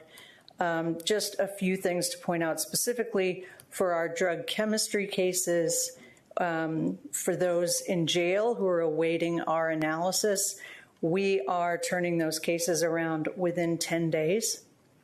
For bond cases, it's 15 days. For our firearms comparison cases, we're averaging 33 days currently. For our DNA sexual assault kits, we're averaging 81 days, which is below the statutory requirement. And for homicide, we're at about 115 days. We do still have backlog issues in the medical examiner's office that we are trying to improve with the budget request in front of you. We are utilizing contractors currently to try to keep those numbers in check as much as we can. And we're just still dealing with a lack of staff generally on the medical examiner's side. So our request this year, our primary request is for additional personnel so that we can reduce our reliance on contractors and build up our own internal staff. Hopefully we're working towards the levels we were at pre-COVID, which we think will probably take 2 budget cycles to get us there. And also training, which is required for all of our scientific staff in order to testify and meet our accreditation standards. And many of our staff have been covering the costs of that training out of pocket. So we requested that specifically this year. We are facing just a few issues in the upcoming year. Excuse me. We've been fortunate to find qualified staff over the last several months and to hire most of our vacancies. At the end of 2023, we had 40 empty PCNs, and as of today, we have 12, and 8 of those are posted and are currently interviewing. During that time, we have had rollover. Okay, thank you. Each court office will now have 5 minutes for questions, beginning with Commissioner Briones. Thank you for being here, Ms. Prine, and thank you for everything you and Dr. Sanchez and all of your exceptional team members do for our county. We have deep gratitude. So you were beginning to touch on this, and I know when I visited, I appreciated y'all taking so much time to walk me through everything that you do.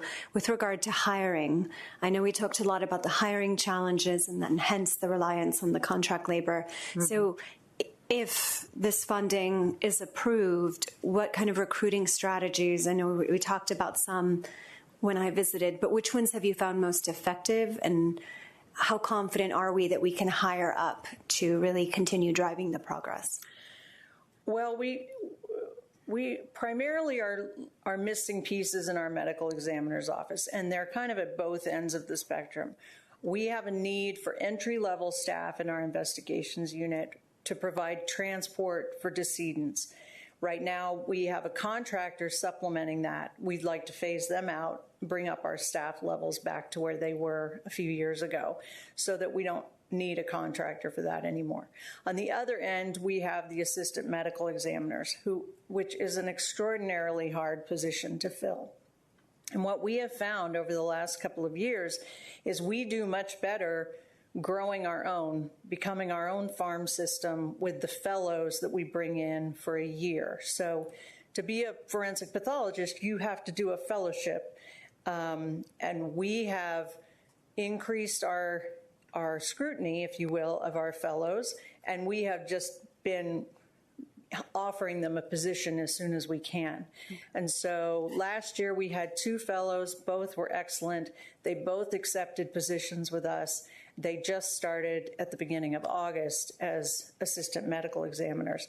My assumption is we're going to have to continue on that path because it's just so hard to find that position. And as you've already heard a lot today, we're competing with neighboring jurisdictions. Also, you know, a forensic pathologist can go anywhere and call their price. So we do have some issues trying to make sure we can maintain our people.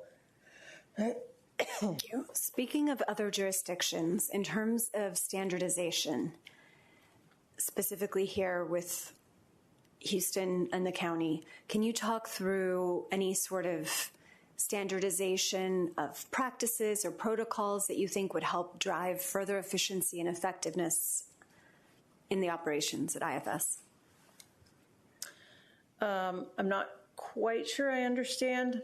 So like labeling of evidence or any sort of kind of procedural things, or it could link back to recruiting possibly, but are there anything, not kind of merging enterprises, but is there anything in terms of standardization or best practices, which I know you all are a national model, but is there anything else that proactively we should be doing that would help make IFS?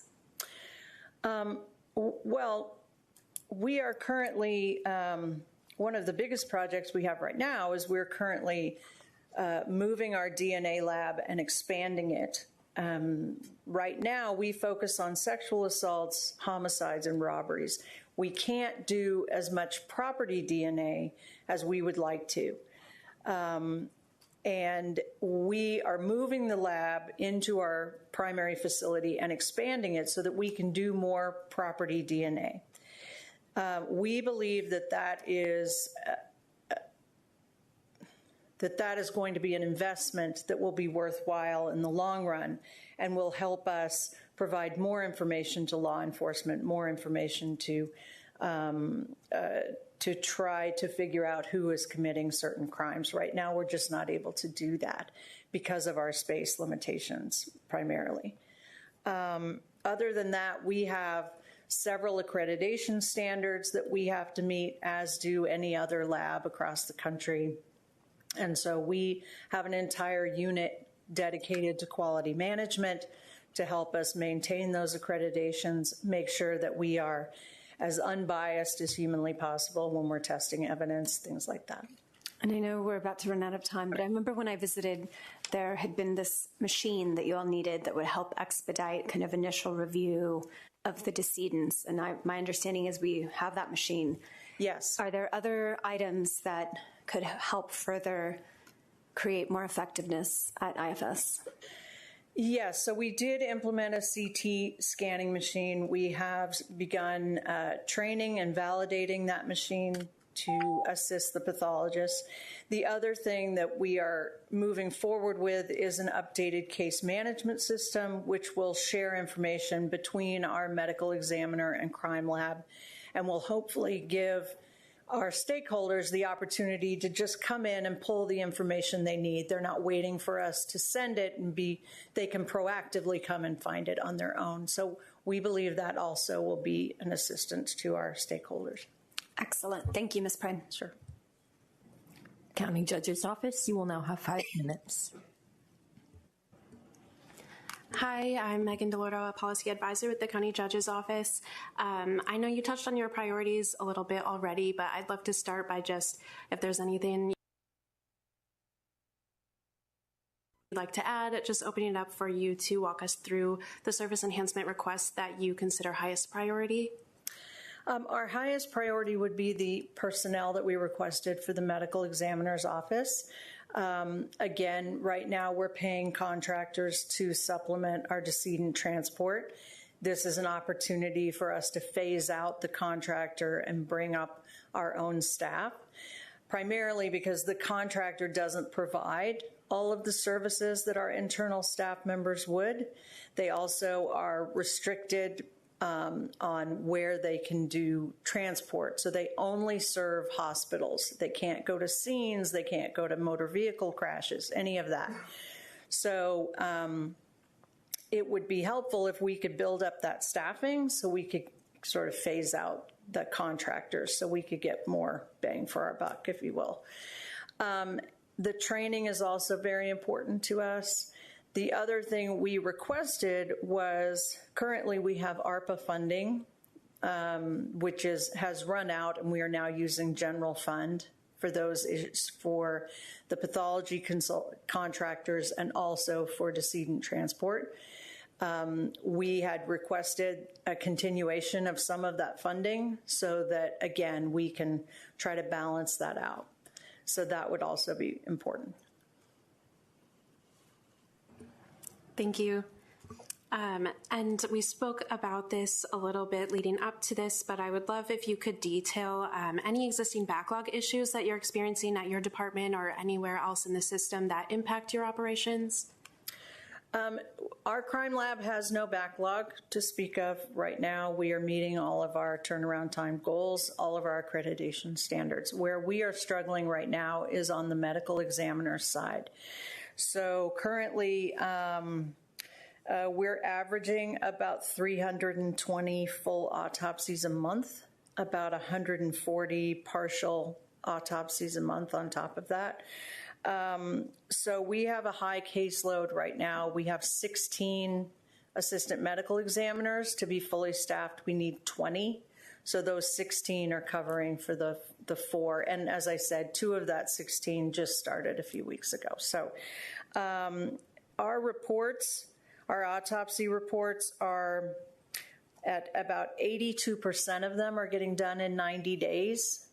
And that's about 70% for homicide autopsy reports are being done in 90 days.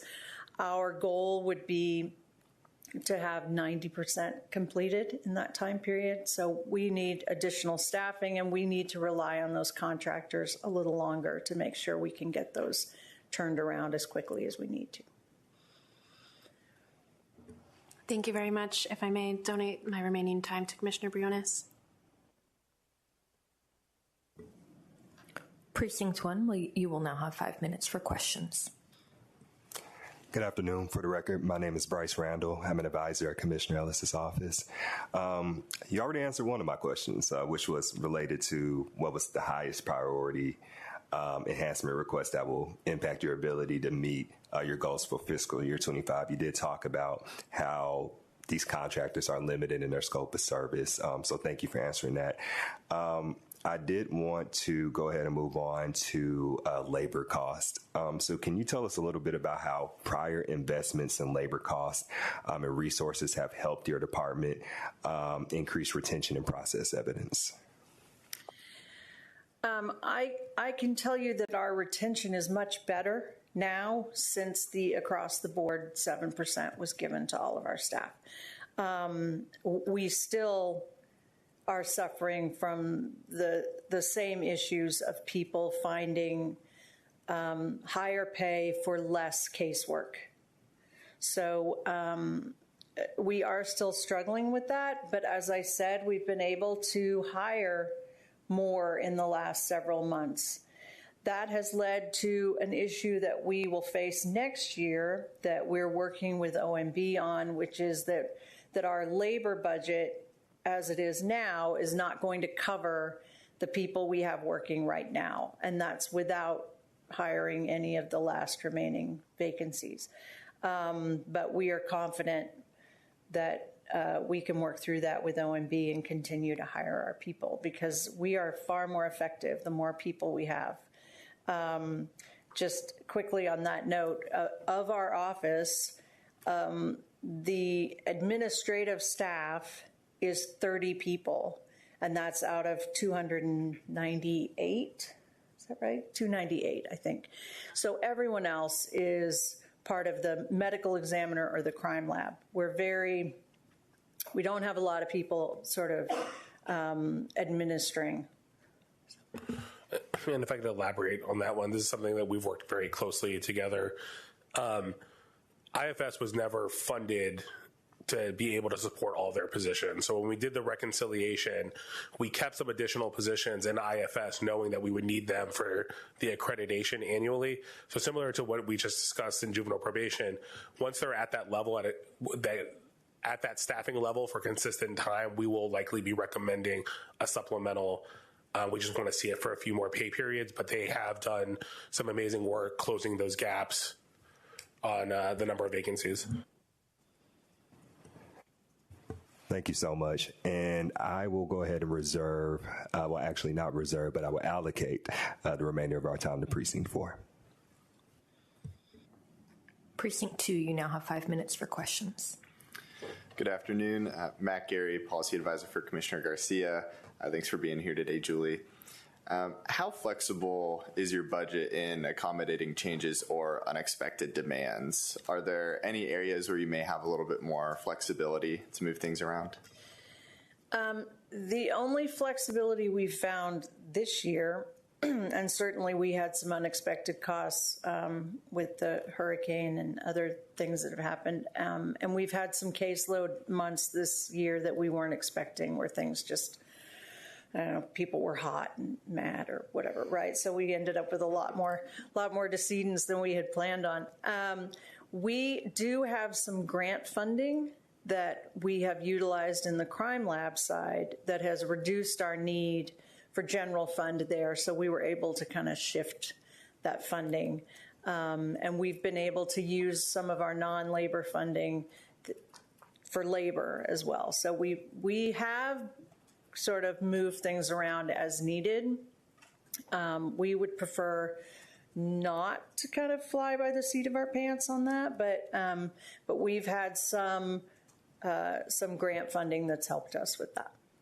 Okay, thank you. And how do you budget for emerging technologies and innovations in forensic science? Are there specific trends or technologies that you're focusing on?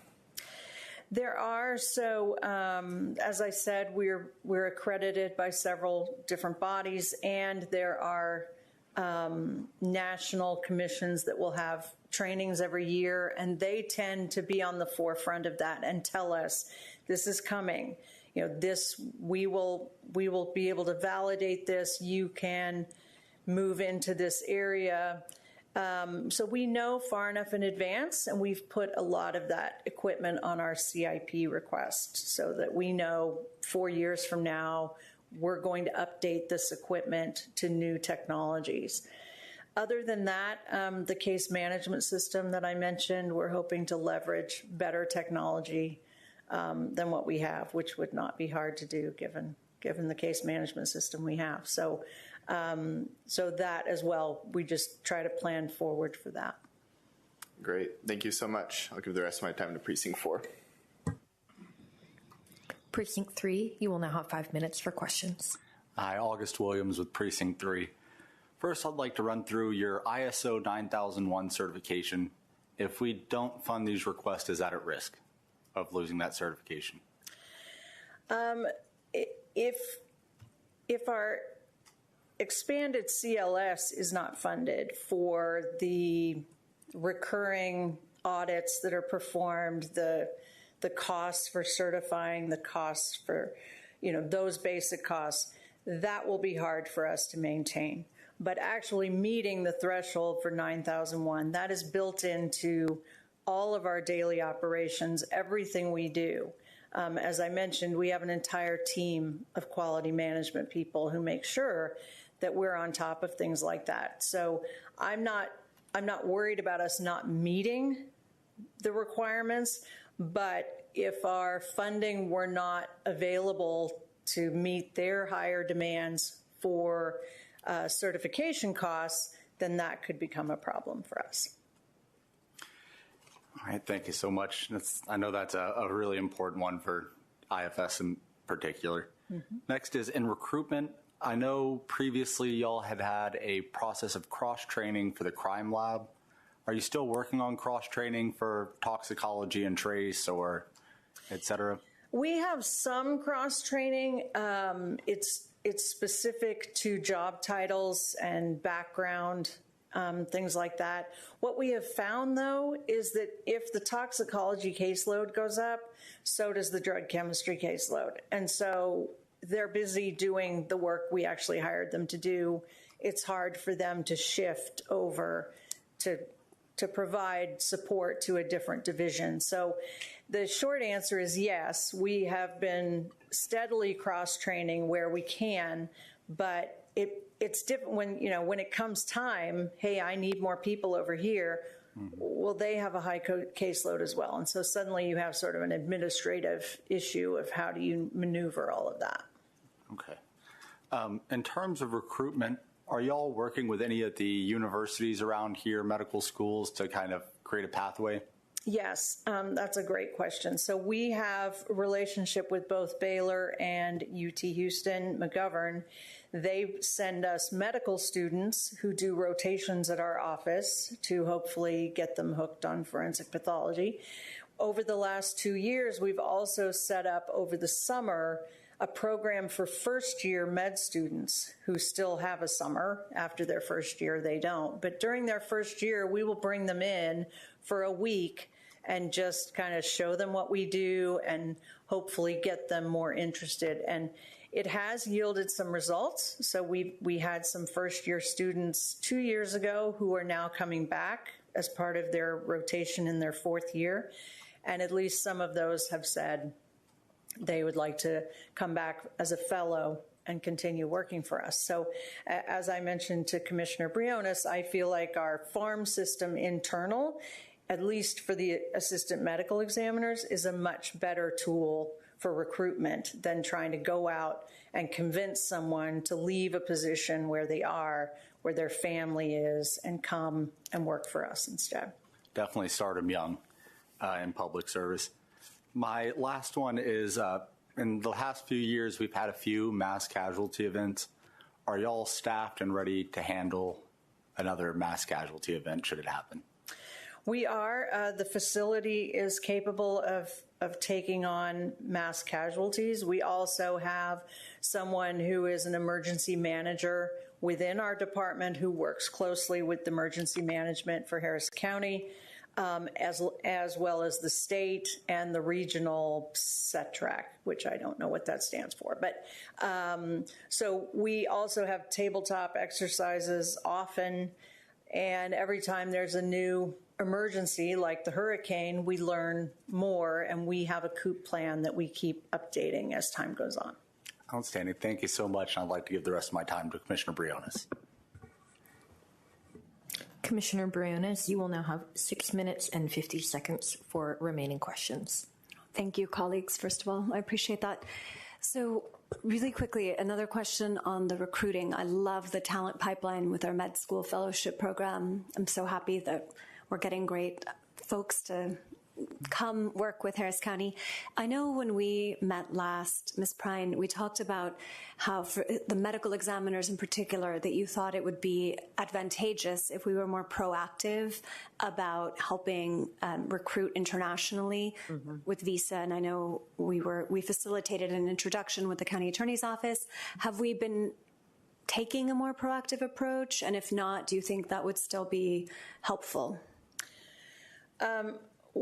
Well, we do have a few assistant medical examiners who are requiring assistance to get through that process. And we are providing that along with the county attorney's office. And so that's been very helpful because it means we don't have to turn anybody away. What we haven't been as good at yet is actually going out and trying to figure out how do we reach those people. Right now, we utilize the National Association of Medical Examiners. They have a job posting. They have that kind of thing. So we're kind of reliant upon them right now. They have a lot of international people, but we could definitely do a better job reaching out to communities outside of the U.S. to find those people, and we will work with HR to try and figure out how to do a better job of that. Well, I know we share the commitment of getting the best talent in the world here in Harris County, so if there's anything we can do to help continue to advocate for that, let us know. Taking a complete step back, in terms of strategic priorities for the next 2 to 3 years at IFS, would you please share what the strategic vision is and how this budget helps us advance towards getting towards where you all are headed? Well, a few different areas. One is our facility, trying to make sure that we continue to upgrade, we expand into the floors we have that are vacant right now. Bringing our DNA lab over, we have plans to upgrade the morgue, some of the other labs that we're kind of outgrowing. So we're working with engineering on getting that done. As far as our staffing levels, those are all based on, are we meeting our turnaround time goals? That is the name of the game for us. So if we're not meeting those goals, the first thing we look at is, do we need more people to help us get there? And I think the request you have in front of you really focuses in on, these are the people we need to make sure we can meet our goals, or at least get us closer to those goals. So the facility and the people would be the two primary ways that we move forward. And you don't see a request for a lot of crime lab personnel because we're meeting our turnaround time goals there. And so unless things start to shift, then we'll stay focused on adding to the ME side for right now. Thank you. And my last question, to go back to a topic I raised earlier, focusing on the city's crime lab and our IFS. Do you see additional ways of collaboration or standardization of processes, labeling of evidence or otherwise? Not a merger, that's not my question, but is there more we can do so that both the city and the county were more effective in terms of the outcomes for the residents in this region?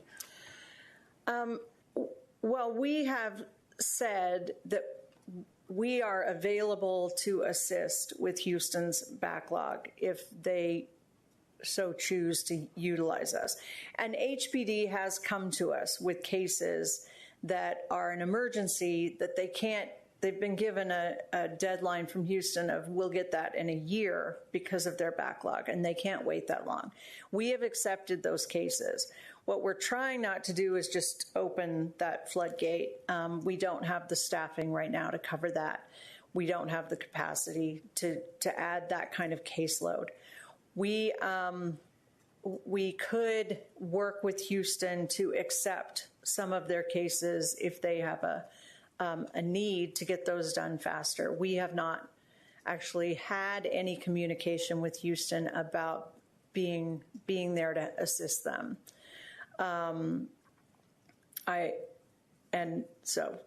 Yeah. Thank you. Ms. Prine, you will now have 2 minutes for closing remarks. Okay. Well, thank you all so much for including us and inviting us here to talk about our budget. I just want to close by letting you know that the people who work for IFS are very proud of the work we do. And we are proud to serve the citizens of Harris County. And I believe that the commission should be proud of the work we're doing as well. And again, we just thank you so much for including us, and I'm happy to answer any of your questions moving forward. You all know how to find me. And Wendy hasn't got